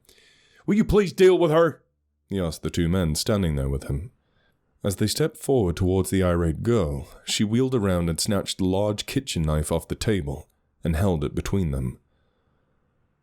Mr. Morgan? One of the men said as they stopped in place. Knife? You are two armed, fully grown men. She's a 4-foot-tall child with a piece of cookware. Handle it. Morgan sighed as he cracked the door open to peek outside. Okay, give me the knife. You're gonna get someone hurt, one of the men said to Leta as she stepped forward. Go ahead and take it from me, she threatened as she flipped the knife upside down and brought her hands up like she was ready for a boxing match. Everybody calm down, I barked before anything escalated. I started to say before someone started pounding on the door from outside. Abrir! Abrir! Abrir! Abrir! A familiar voice shouted in Spanish from the other side. I walked over and swung the door open to find Fredo, standing there covered in sweat and struggling to catch his breath. Whoa, hey, Can't believe I was about to ask you this, but what's wrong? I stopped myself before pulling him inside the house. Once he caught sight of Leta, he immediately ran over and wrapped his arms around her. You shouldn't be running around outside right now, I told him when he finally let go of her and turned to face me. The shaman sent me to find you, he eventually told me once he caught his breath. He says he needs to talk to you. Kid, I don't think now is the best time to just drop by and say hello, I tried to tell him as I peeked outside to see if anything had changed. I gotta try and keep everyone from hurting themselves. He says it's important. He said it will stop when the sun comes up in a few minutes, Fredo explained. What do you mean? What does he know about this that we don't? I asked once the realization that he probably remembered the last time this happened. Okay, here's what we're gonna do. If the sun comes up and this stops, then I'll need to check on all the sick people that might be hurt. Then, once I've gotten that taken care of, we'll go see the shaman, alright? He says you won't be able to find him once the sun comes up. You should just go see him now, he insisted. Won't be able to? Why the hell not? I asked once I looked outside. Why wouldn't we? I trailed off when I noticed that the light crept over the horizon in the distance, and as it did, they all slowly began to lumber off into the tree line, and eventually disappeared out of sight. I'll go talk to the shaman, I sighed as I closed the door and turned to face Fredo. Okay, you three? Fuck off, I said to Morgan and his two cronies. Go do whatever it is you do, and I'm going to see what that old man knows that might possibly help figure out this whole situation. And you three, I said turning towards Rosita, Leta, and Fredo. You guys just stay put right here so I don't have to wonder where you are when I get back. I feel like it's a long shot to even bring this up at this point. But if Ted shows back up, tell him to wait here for me to get back, alright? I want to go too, Leta protested as I herded Morgan and his men out the door. Me too, Fredo added. No, you two stay here with Rosita. I still don't know what's going on around here, but whatever it is, it's way over my head. So it's better if you just stay put with an adult we can trust, so I don't have to worry about you. I'll be back soon, I told them as I opened the door and walked out into the morning air. As I made my way down the street, I could start to make out the dark patches of drying blood from the night before. Some so large that I was almost sure that whoever left them certainly couldn't have survived losing that much blood. That's when I felt a strange texture in my shoe. There still wasn't enough light to clearly make it out, so I took my pen light out of my pocket and turned it on before pointing it down towards the ground. I just stepped on several severed fingers. The wounds were rough and gnarled, like they'd been chewed off. I felt a wave of shock and revulsion roll over me as I switched the light off and continued down the street just a little faster than before. "Okay, I'm here. What is it?" I asked once I finally reached the shaman's hut to find him waiting for me out front. "Ven, sigue." He tells me to follow as he turns and waves me along behind him. "I have something you need to see," he continues in Spanish once I catch up. When I got closer, I could hear the soft creak of metal and noticed he was carrying an old unlit oil lantern that squeaked and rattled with each step as we passed by one of the small walls of the old Mayan ruins that peppered the perimeter of the town.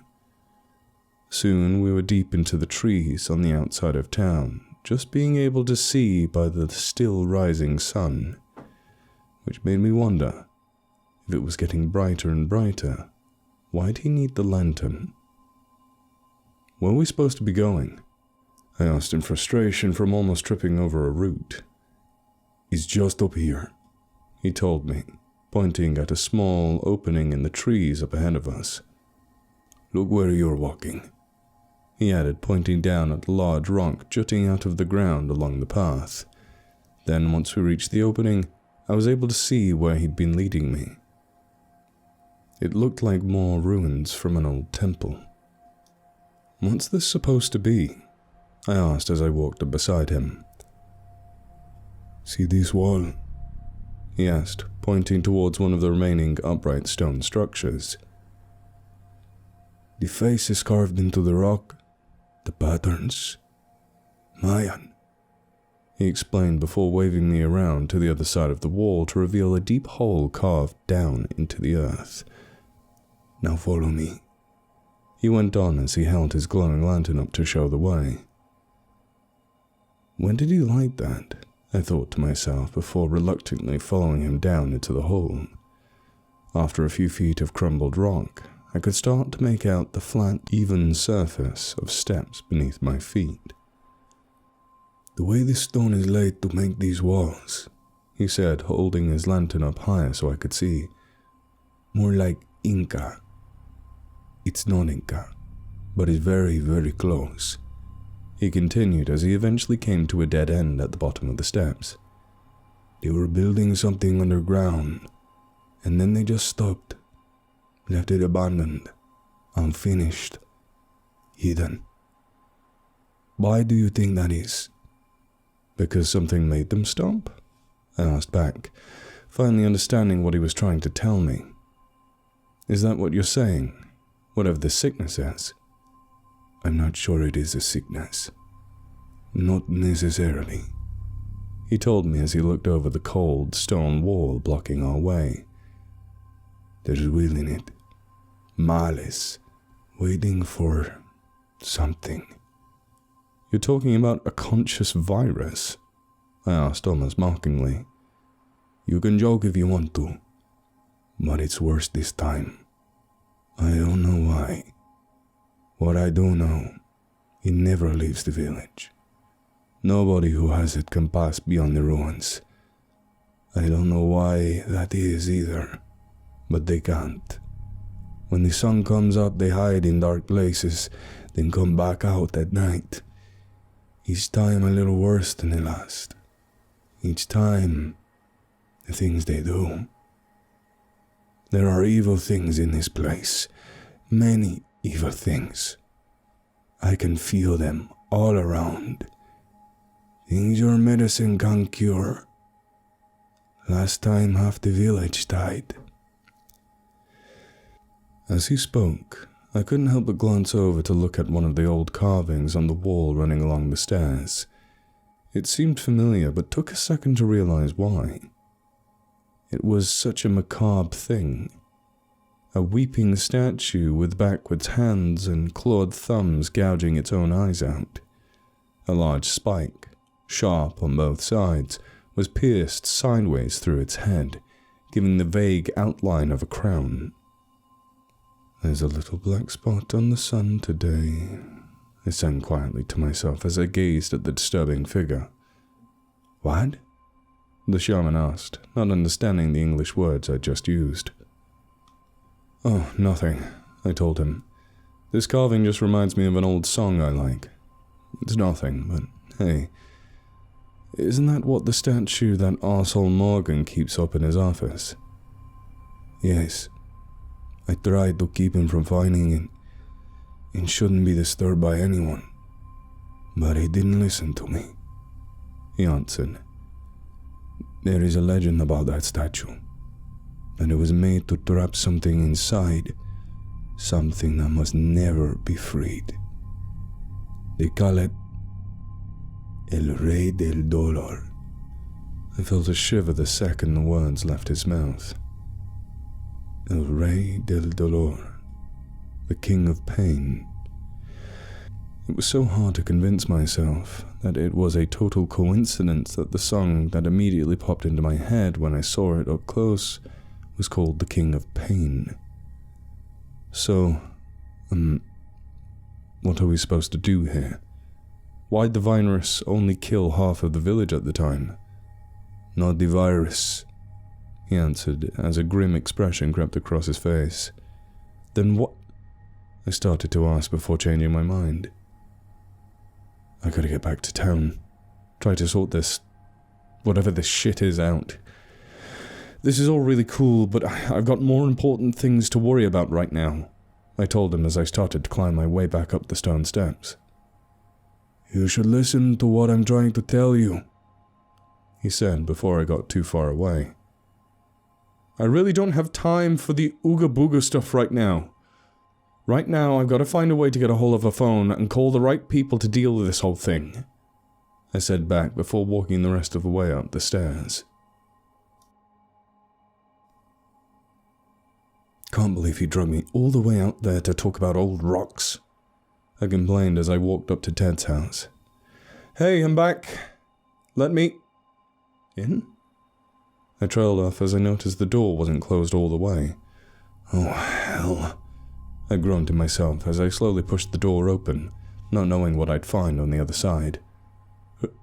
Rosita? Latua? You in? What's wrong? Latua shouted as she came whipping around the corner. Jesus, you scared the crap out of me. Why is the damn door open like that? I didn't know what the hell was going on here, I scolded before letting out a deep sigh of relief. Where's Rosita? I'm in the kitchen with Fredo, I heard her say from just out of sight. The kids were hungry. This is starting to sound like the most demented sitcom of all time, I mumbled to myself as Latua followed me into the kitchen. How are you feeling? I asked her, noticing the patterns on her arm continued to get darker.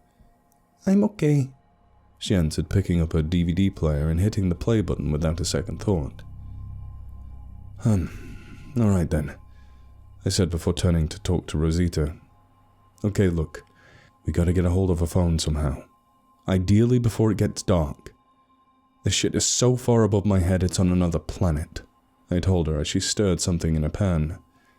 I agree. But how are we supposed to do that? Now they've taken every cell phone in the town. And there wasn't many of them to begin with. They're all on the top floor of that building. They got the landlines too. I'm thinking, I said as I anxiously paced back and forth through the kitchen. As I was lost in thought, there was a knock at the door. When I opened it, I found one of the villagers standing there with an upset expression. Oh, hello, what's wrong? I asked, watching him glance nervously up and down the street. My family, he halfway answered with a shaky voice. Oh God. I sighed through my mask after he brought me to his home. I was staring down at the early signs of new infections, the faint markings still hardly visible on tops of their hands. My neighbors, they are sick too, he said from the other side of the room. We don't know what to do. I don't either, I said under my breath as I anxiously rubbed my gloved hands together. Just do like I've been telling you. Keep your hands clean, your face covered, don't touch your face, and just try to keep them comfortable whilst I try to figure this out, okay? Everyone's sick. Almost every villager is infected, I explained to Rosita as I got back to Ted's house. Whatever we're going to do, we gotta do it now. We have no time left. Are you sure this will work? Rosita asked some hours later as we hid behind one of the stone walls near the building. I don't know, I hissed. I just read about something like this in a story once. It's the best I got. It's not like I do crap like this all the time. Look, we gotta get everyone out of that building at once. And I know if someone fucks with Morgan's Cadillac, he's going to come check on it. Have you seen that thing? If it was mine, I'd be worried about it too. Okay, if you say so. She gave up with a shrug. I guess let's try it. You remember the plan, right? I light the rag, stick the jug under the car, the fire melts the plastic, catches the gasoline on fire, flames come up out from under the car, maybe it explodes, maybe it doesn't. I don't know a lot about cars, but either way the fire gets them out of the building, then we slip past them, get upstairs, find a phone, any phone that works, make a call. Anything after that we'll worry about when we get to it. The call is the most important part, okay? I understand, she answered with a small nod. Alright, here we go. I thought out loud to myself as I slowly crept over to the car and lit the rag. Okay, it's going, I hissed as I slid back behind the wall. Oh, that didn't take long, she said as the flames began to roll out from under the pearl-white Cadillac. Look, there they come already, she told me, pointing over to the entrance of the building as they came stampeding into the street. Every last one of them. Morgan leading the way. What the fuck is this shit? I could hear Morgan shrieking from where we were. The doctor. The goddamn doctor. Find him, break his legs if you have to, and drag him back to me. Oh, that's a stronger reaction than I'd hoped for. I mumbled as we snuck around the wall towards the entrance. Glad we thought to hide the kids with the shaman before this. Yeah, good idea, Rosita agreed from beside me. Okay, you go that way, I'll go this way, I said once we were on the large, open room that took up most of the entire floor. Just a phone, that's all we need. Right, she said back before starting to rummage through the drawers and cabinets down the left side of the room. This guy lives like it's 1975, I mumbled as I almost tripped over one of the shag rugs he spread across the floor. You find anything yet? I asked on my shoulder as Rosita continued her own search. No, nothing yet, she answered as she peeked around the creepy statue Morgan pilfered from the ruins. Hey, watch it. That thing doesn't look too stable. I sighed as I tipped over a broken piece on the floor. We're just gonna blame that one on Morgan if the shaman finds out about it. I'm sorry, I didn't mean... Forget about it. Just find a phone before they figure out what we're up to in here, I told her before I went back to shifting through Morgan's desk. Oh, son of a bitch! I snapped when I looked into the nearby trash can and saw a pile of smashed phones at the bottom of it. Hey, never mind, I told Rosita from the other side of the room. He broke all the goddamn phones. We gotta get out of here and find a way to get a hold of theirs. What do you mean? He broke all of them? She asked in alarm. Yeah, looks like every last one. That bastard. Now we gotta get out of here before we get trapped. Let's go. By the time we reached the bottom floor of the building and were in the lobby, we could see Morgan's silhouette as he walked in front of the frosted glass door. Come in. In here, I whispered sharply as I grabbed her wrist and pulled her through the door off to the side. Once she was on the other side with me, I slowly eased the door closed behind us and ducked down under the glass window. As we listened to them enter the building, I noticed we were standing in some kind of stairwell down to the basement level beneath the rest of the structure. What's the smell? Rosita asked once they passed by and walked into the elevator. Kinda smells like Hold on, I told her as I slowly began to walk down the stairs. It stinks in here, she said as she reluctantly followed behind me. Shouldn't we be leaving now? Not yet. I have to check something, I said as we got closer and closer to the bottom. She wasn't wrong, but the second that smell hit me, I had to see where it was coming from. By the time my foot touched the basement, there was no doubt left in my mind. It was the scent of death. Oh, Ted, God damn it, I groaned, my legs almost giving out, causing me to prop myself up against the nearest wall. Oh no, Ted, Rosita gasped when she caught up. What happened to him? Looks like he was murdered and hid down here in the basement, I said as I covered my nose and finally brought myself to lean down beside him to figure out what happened. The closer I got, the worse it looked. He'd been stabbed to death. Several holes were strewn across his chest, and one of his eyes were missing from another wound in his face. Rosita, help me. Let's look through his pockets. His pockets? Why? I'm thinking there's a chance Morgan didn't think to take his phone off him when he died, I explained as carefully as I eased my hand into his pocket. Okay, I'll try. She agreed reluctantly as she knelt down and searched through his clothes. Here, I think I found it, she said as she held something up that was about the right size, but it was folded up in several sheets of paper. What's that around it? I asked. It looks like notes, she said as she removed the paper and unfolded it. I think it's from the journal, she added, squinting her eyes to look at the writing. What's wrong? My eyes burn a little, she answered as she tried to rub them with the back of her wrist. I'll be okay, she assured me as she passed the paper over. I think the phone battery's dead though. Of course it is. I groaned as I skimmed over the papers. You were right. It's from the journal. A missing page. I think Ted wrote the other one. Let's get the hell out of here whilst we can. We'll read it later. Right now we need to find a charger somewhere to get this thing working again. Okay, shit, the elevator's coming back down, I whispered as I poked my head through the basement and saw the floor number counting down. You go first. Go. I told her as I pushed her ahead of me. Hurry up, let's get the hell out of here. I could just hear the soft ding of the elevator door right as we made it outside and into the street.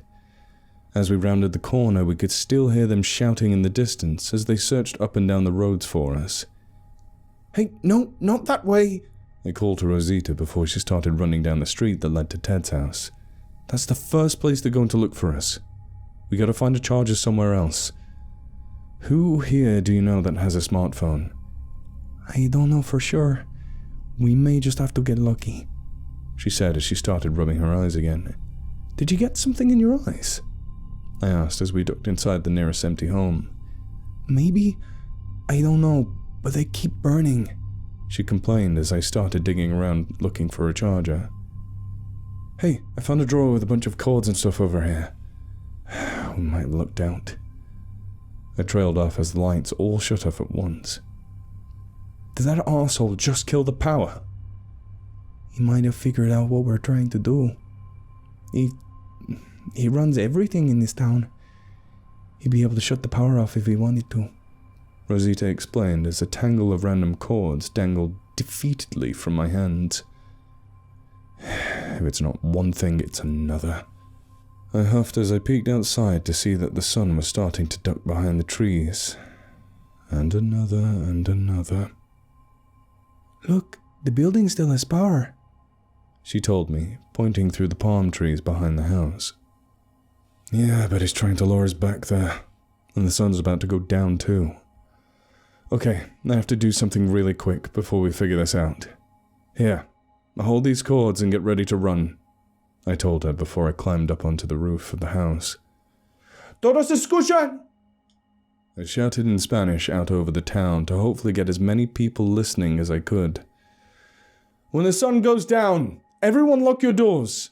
Nobody go outside. Don't let anyone in. No matter what they say, no matter what you hear, if you can hear me, shout the same thing to your neighbors, so they can hear too. What did you just do? They'll know we're here now. Rosita shouted at me as my feet hit the ground. I know. That's why I said get ready to run. It's the best I can do for them right now. Go, I shouted back, hurrying her along. We gotta find somewhere to hide. I wheezed as we jogged down one of the long dirt roads. I know a place that has bars on the windows. It might be empty right now, I think, I suggested as she ran along beside me. Bars are good. I like bars, I agreed as she took the lead. Do you think the kids will be okay? She asked from up ahead. Fuck, I don't know. You go ahead. I'll go get the kids and the old man. Where's the place at? I asked when I could tell her eyes were getting worse. Is the one with the old arcade games out front? She answered before breaking off down an adjacent street. Hey, there you are. Come, we gotta go. I told them all once I got to the old man's hut on the edge of town. We're gonna lock ourselves up in a special place tonight. I don't want you guys out near the trees when it gets dark. What's happening? What happened to the electricity? The shaman questioned as he stepped out of his hut. They know that we're trying to call for help, so that Morgan arsehole cut the power to the whole town except for his building. Once it gets dark, it's going to be dark around here. You might want to bring that lamp of yours, I told him as he waved the kids out from behind him. Now hurry and stay quiet. We don't want them to know where we are before we can lock ourselves in. Hey, Rosita, you in there? I asked from the other side of the door as I gave it a few soft knocks. I'm here, she answered, slowly opening the door to let us in. Leta, what are you doing? Come in, I whispered as I grabbed her wrist and pulled her in. Look, the trees, she told me as she pointed over towards the tree line as a dark figure began to emerge and lumber into town, just barely visible in the dying light. Leta, get inside, I insisted before Frito and the old man followed in, so I could shut the door and turn the heavy latch on the metal door. What are we going to do now? She asked as she sat down and rested against one of the walls. I'm working on it, I sighed, peeking out through the steel bars on the windows. Reggie, I'm not feeling so good, I heard Rosita say from somewhere in the darkness behind me. It's getting harder to open my eyes. Oh yeah, oh my god, I said to myself, feeling my way to her as I dig in my pockets for my pen light. Here, let me see, I told her as I shined my light into her eyes. Yep, you're definitely not doing great. I don't think it's whatever they have, but your eyes are red. You're running a fever. What else? I have chills. I can't tell if I'm hot or cold. My stomach hurts. My hands and feet feel like they're falling asleep. What do you say? Pins and needles, she explained as she held one of her hands up. Oh, Jesus. I almost gasped when I saw that one of her hands looked like they were in late stages of frostbite. What the hell is going on? Okay, where are those? There they are, I thought out loud as I searched around through a bundle of cords. Look, I'm going to find a way over to that building and get this call out. We can't wait I started to explain before an ear-splitting scream rose over the silent town. What was that? Fredo asked nervously, as his voice began to shake. Shh, he's going to be okay, Rosita told him as she squirmed in discomfort and her breathing started to get more and more labored. Just stay quiet and wait for the sun to come up. It wasn't more than a few seconds after that when the screams began to build in the distance. I knew that unless I could figure something out fast, there wouldn't be anyone left to help. I clicked my light on to check the kids and saw Fredo rocking back and forth, and he pressed his hands over his ears to drown out the sound. Leta seemed more frustrated at being locked up than anything. That's when I heard it. Thump. A dull thud against the other side of the wall, down towards the far end. Thump. Another thud, louder as whatever it was got a little closer. I tried to peek back out the window to see what was making the sound, and then... bang! A hard impact rattled the steel bars as a bloody mass was slammed against it like a baseball bat. What was that? Letua asked as she took a step forward to see. Letua, stay away from the window. I said get away from the fucking window! I hissed sharply at her, whipping my head around in her direction and making her jump back several steps. There's nothing out there you need to see, I explained through my own shaking voice, as I turned back to look one more time at the tiny handprint of blood dripping down the glass before I switched my light back off. What are you going to do? Rosita asked as I rolled the right charger cord up and tucked it in my pocket. I really don't know anymore. All I can think of right now is getting to that building over there and hopefully getting the right people here. I don't even know if it'll do any good anymore. But I can't just... I know. I understand, she said when I couldn't get the rest of the words out. You help people. It's what you came here to do. Just be careful, okay?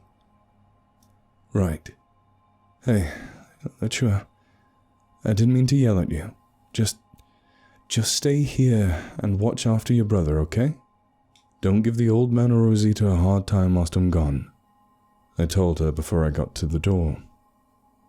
Come over here and close this door behind me, and don't open it for anyone except me, alright? I know, she answered with a quick nod, like there was never a harsh word between us. Nothing phases that girl, I swear, thought to myself as I slipped through the door and out into the night. As I slowly crept my way through the pitch-black streets, the waves of agonizing screams from all around me did more to extinguish my motivation to continue than lift it up. I just couldn't imagine how there would be anyone left to save by the time the sun comes up. Never mind by the time help would arrive. Then, once I finally got close enough to see the bottom of the building, gunshots. I hear several of them fired off before a screaming man comes running around the corner of the street. Morgan? I asked myself as the silhouette of the man was briefly illuminated as he passed by a small fire on the ground. You, doctor guy! He gasped and huffed in exhaustion as he stumbled towards me. Hey, what the hell happened? He asked through labored breaths as he propped himself up against me. Get the fuck off me! I snapped, shoving him away and grabbing a nearby rock. But before I could say or do anything else, from over his shoulder I could see a mob of grisly, mutilated silhouettes emerge from around the corner, backlit by the fluorescent glow of the building. Over here, I said as I ran into one of the nearest houses with an open door. What the hell? He asked again, sounding like he was trying to keep from throwing up as we slid down the wall on the far side of the house. You shut up! You just shut the hell up! I hissed at him. You're the one that kept me from calling for help when it would have actually helped. Was that why you had Ted killed? Was he trying to talk you into bringing help? What? I don't know who killed him. The words stopped me in my tracks. It took me a second to collect myself before I could even think of what to say back. What the hell do you mean you didn't? His body's down in your basement and you don't know who killed him. Swear to God I don't know. We found him like that. I didn't need a damn murder investigation going on around here, so we drug him up into the basement. Why don't you ask that freaky old man living out on the edge talking about ancient curses and blood sacrifices and shit? Morgan argued. All I wanted to do was pull some gold out of the ground. You know what this place looked like before I got here? Before all the nice shit I built for them? Most of the people here couldn't be happier about it. Good internet, more food, people can afford nice shit like cars. You want to know who killed your buddy? It could have been any of the 90% of the people of this town that didn't want my operation to stop. You think this is a movie? The big businessman comes in and destroys a small, backwards village way of life. Well, this ain't a movie. The people around here were sick of being poor and hungry and isolated from the rest of the world. And they were sick of— They were sick, I interrupted. They were sick and they needed help, and you kept them from getting that help. This is on you. Kiss my ass. You don't even know what this is. Shut up, I said, putting my hand over his mouth. I heard something. Okay, you want to admit that it's time to call for help? Fine. Fucking call whoever you want. He huffed as his back rested against the wall. You have your phone? Huh? Yeah, why? Because, jackass, you broke all the other phones and killed the power. I was literally just on my way to break into your building and charge the one I got off Ted. Why else would I be asking? Fine, here. I mumbled as he pulled his phone out of his pocket, accidentally hitting the screen button as he passed it to me. Okay, I need to get into my cloud contacts and find Vicky's emergency number. She can't, I start to say, but something in the back of my mind, it wouldn't go away. Something noticed in the brief moment the phone screen lit up the room that my conscious self couldn't catch. So I slowly held the phone up and hit the flashlight button. What are you doing? He asked before he turned to see what we'd been sharing the room with. What the— Shh, I hissed, slapping my hand over his mouth, his eyes still wide with terror of the mountain of carnage in front of us. Whoever was in here before us was in so many different pieces we couldn't even tell how many people we were looking at. Here, I said as I handed him his phone back. It's probably too late for that now, I told him as the screams from outside continued. We gotta think of something. This can't get out. You mean get rid of them?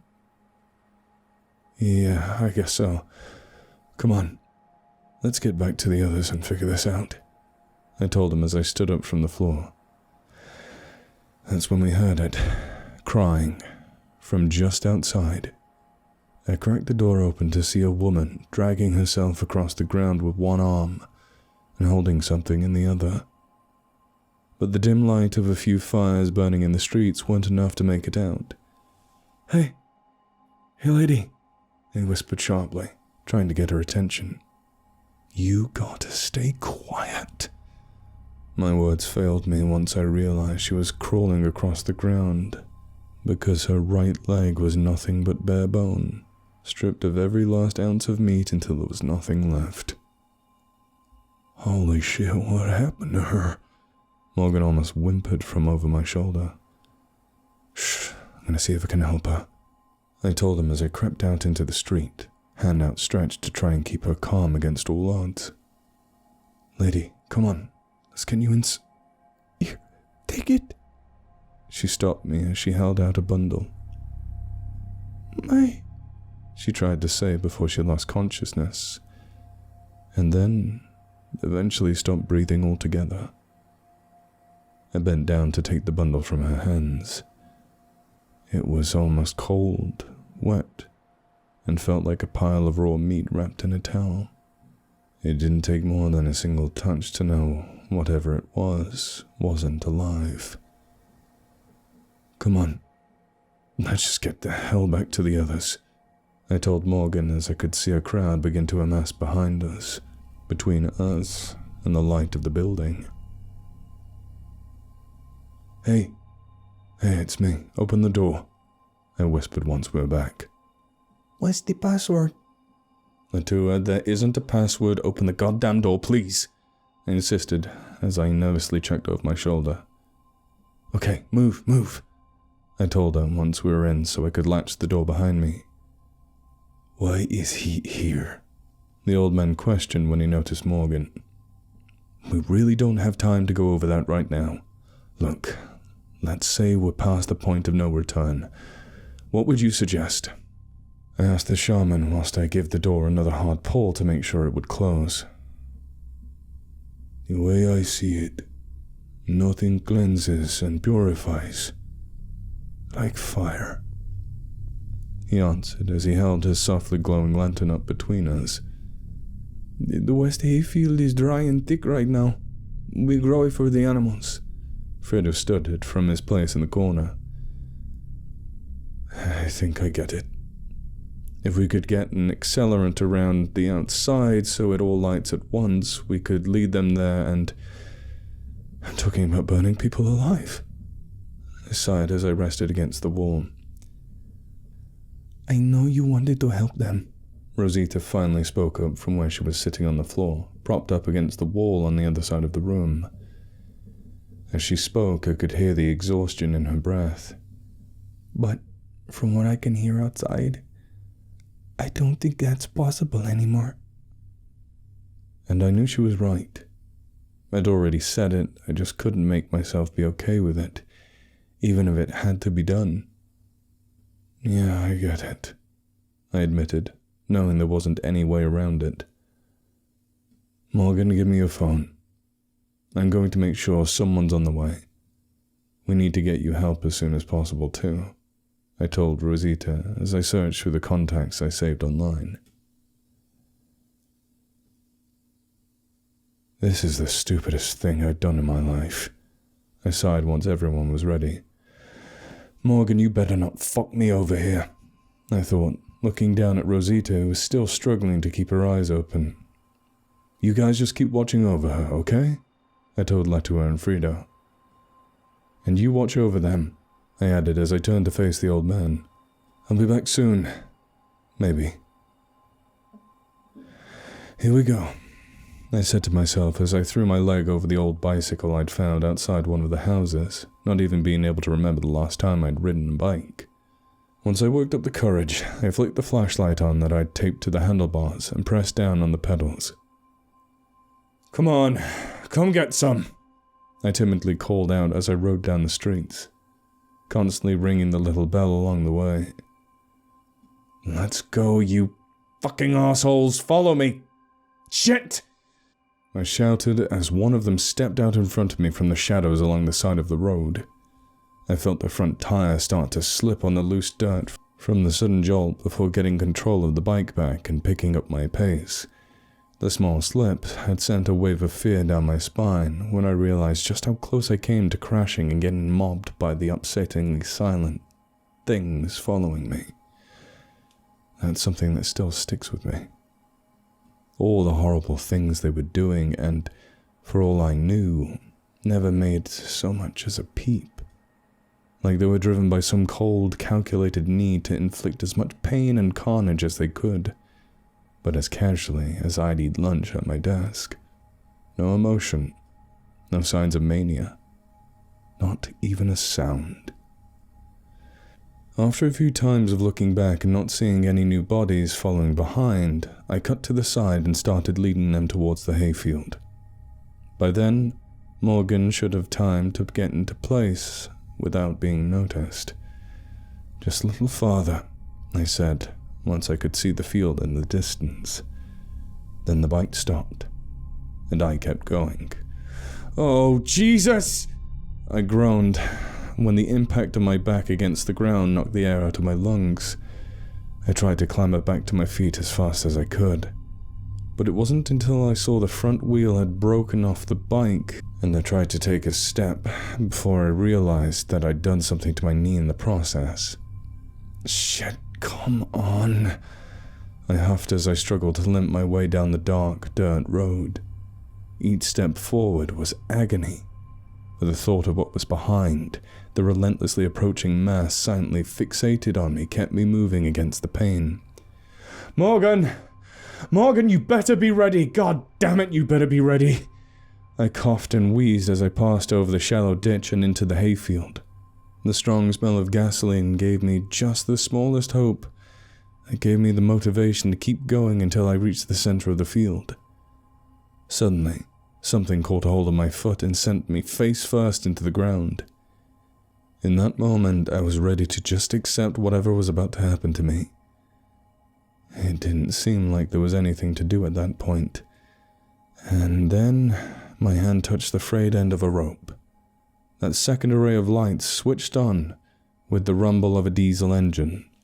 The rope began to move as the arm of the deck crane began to rise up above the field.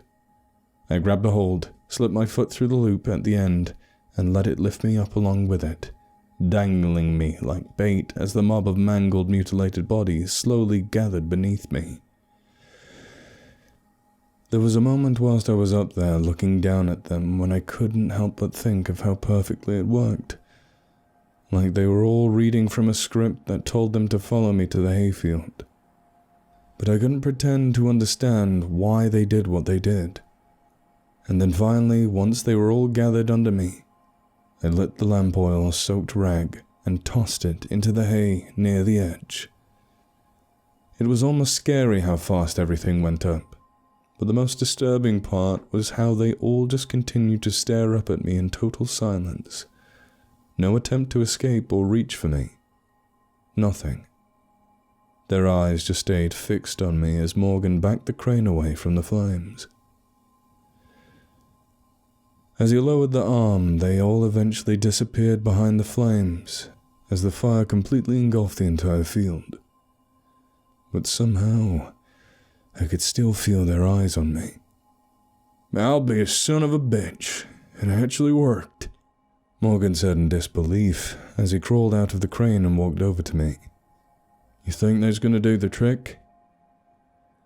Frida was right, the hay was pretty thick. It should burn hot enough and long enough to kill whatever's in there, I answered over the crackling of the fire. "Come on, let's get the kids and the old man. Any of the cars around here still work? Or did you fuck them too?" "I didn't touch no damn cars." "But no, they don't. I don't know what the hell happened to them. Tires slashed, brake lines cut, batteries taken. Every last car, truck, and motorcycle. Construction equipment was locked up behind the fence with razor wire, so it still works." "Crane it is, then, I guess." I sighed as I limped over to the machine and hoisted myself up. "I can't believe you're still alive," I said as Morgan climbed back into the crane. "The crooked businessman usually dies by the end of these stories." "Yeah, well, life ain't fair, buddy. Besides, who said the story's over yet, huh?" He joked before the crane rumbled back to life. "Don't even joke about that," I groaned as I laid back against the cold metal of the machine. As we rolled up to the house, I could see from a distance that the door was standing wide open.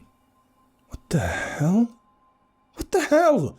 I shouted as I jumped off the crane, ignoring the surge of pain that shot up from my knee. Hey, is everyone okay?" I kept shouting as I passed through the door and found the floor soaked with blood. "What's going on?" "Leta! Fredo!" I shouted over Morgan as he tried to figure out what I was yelling about. "Reggie!" Leta shouted as both the kids came rocketing out of a nearby closet and straight into my arms. "What the hell happened here?" I questioned once I was able to calm them down. "Where's Rosita and the old man? What happened to them?" "I don't know. Something happened and they started fighting, so we ran and hid in the closet, and then you came back," Leta explained, halfway distracted by the massive pool of blood on the floor. I told you, Morgan suddenly said. "I told you that old man was suspect number fucking 1 for your buddy, and you tried to blame me for it. I told you. We don't know that." "My ass we don't," he interrupted. "You saw that lady. She could barely stand up. Hell, she couldn't open her eyes. What's she gonna do?" "Well, where'd they both go?" "Hell if I know, but the condition she was in, you know better than I do that she's not lasting very long after whatever took that much blood out of her. And I'm not a cop. You want to run the old man down, you're gonna do it without me and my toy here. Or you and the midgets can ride your asses out of this hellhole with me. Your choice, and the offer expires in about 10 seconds. "Stop!" Leta suddenly shouted as we passed by Ted's house. "Girl, what the hell's wrong with you?" Morgan complained as she hopped off the crane and ran inside the house. But a few seconds later, she re-emerged holding the small box where she kept a little doll toy, a DVD player, and the book I gave her. "She's still a kid, calm down," I said to Morgan as she climbed back up onto the crane. A few seconds later, it lurched forward and began carrying us out of town, as the soft glow of the hay fire flickered in the distance. The smell of smoke permeated the air as the heavy machine rolled over the dismembered bodies that were left scattered across the town, unceremoniously crushing them flat under its weight. None of us said a word as the destroyed village slowly vanished into the distance. "I thought it would be a lot harder to get us into the country," Fredo said as I opened the door to my apartment to let him in. "I heard you had to learn a lot of stuff and wait for a really long time."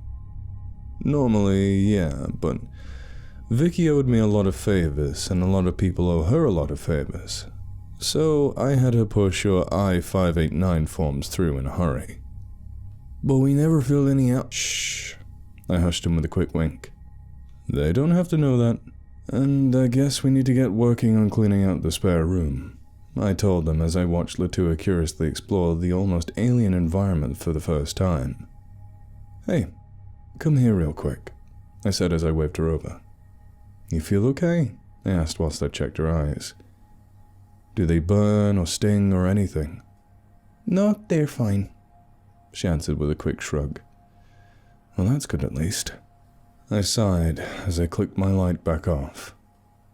I don't know what the hell we're going to do about signing you up for school. Bright purple eyes and what basically looks like a full body tattoo isn't going to go well with the teachers. "When will I get to go to school?" "Well, whenever the adoption papers go through. It was easier to get the asylum papers pushed through than those ones.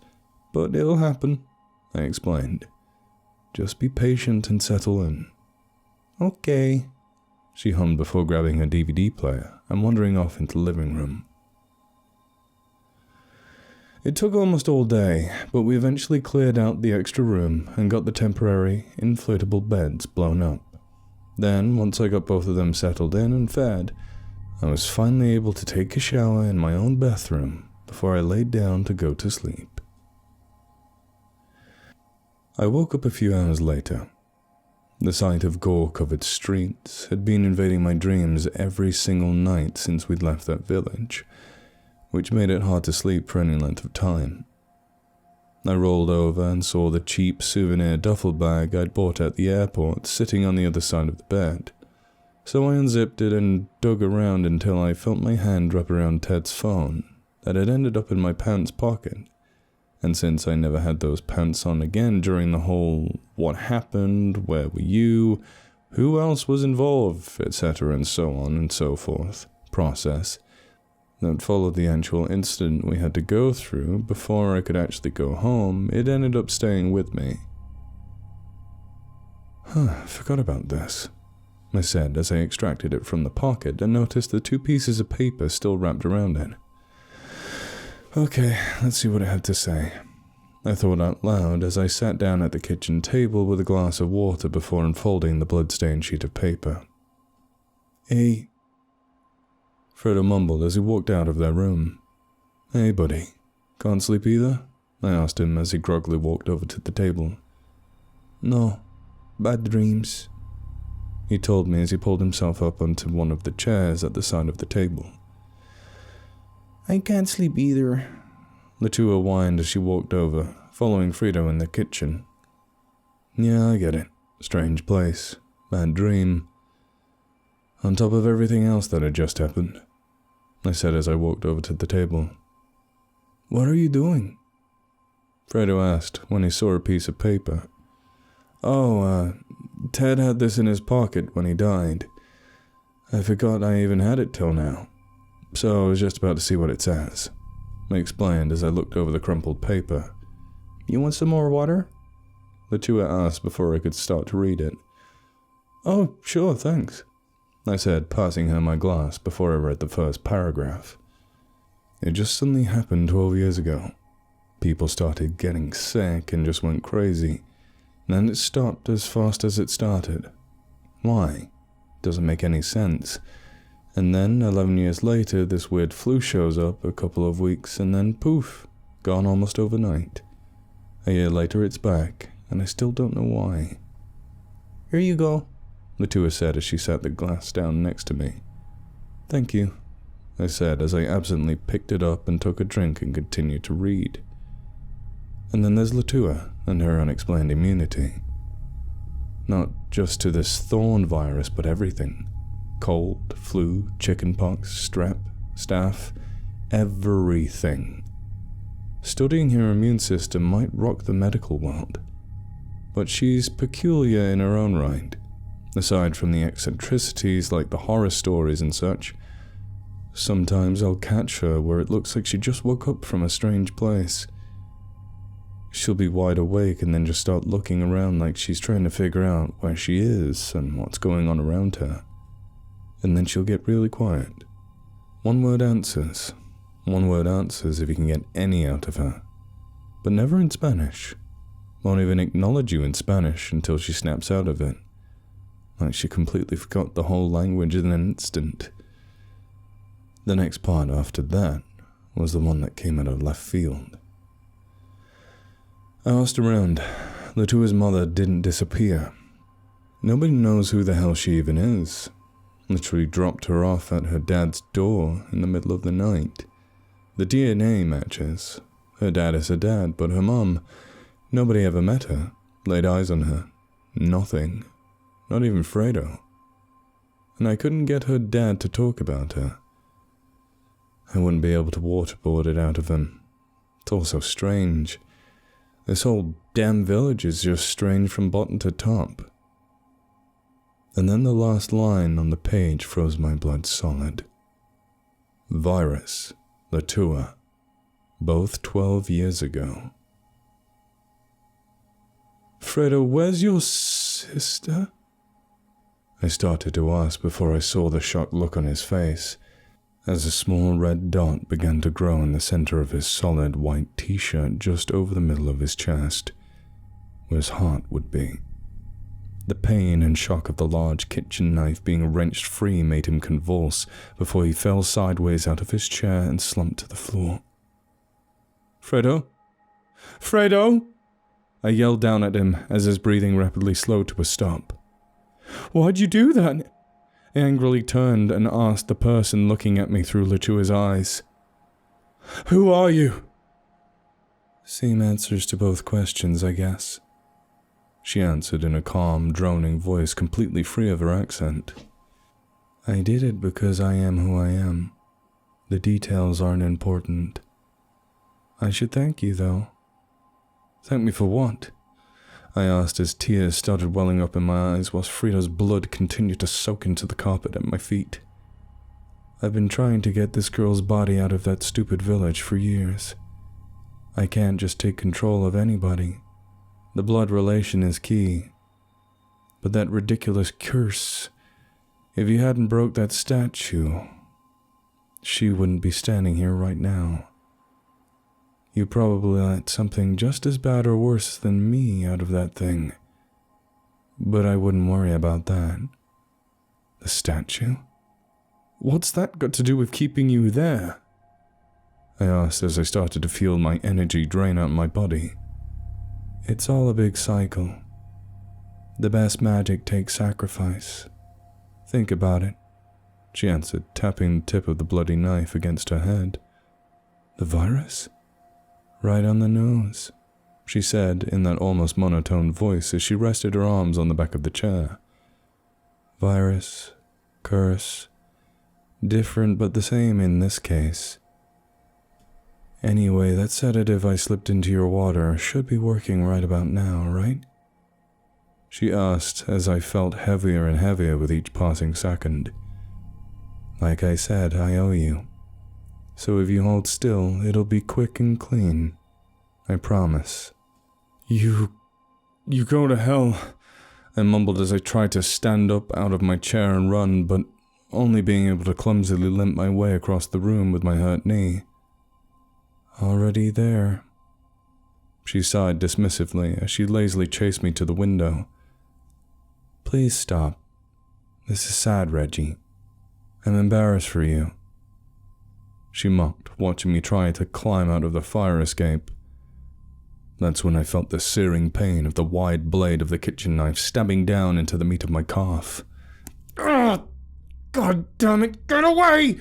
I shouted as I kicked at her face with my other leg. After a few kicks, she stumbled back, leaving the knife jammed in my calf, giving me enough time to drag myself out onto the steel grate of the fire escape. I barely had a chance to glance over my shoulder before she started to get up and run toward me again. And that's when I felt the railing I propped myself against give way. I woke up on my back, lying in a pile of trash on the side of the street, staring up at my apartment as Latua's face stared back down at me. After a few seconds, and as a crowd began to gather, she disappeared back into the room, and disappeared from my life as one single thought played over and over in my head, in the haze of my fading consciousness. Whoever you are, I swear to God I'm going to make you sorry. Curse is the ground for your sake. In toil you shall eat of it all days of your life. Both thorns and thistles it shall bring forth for you.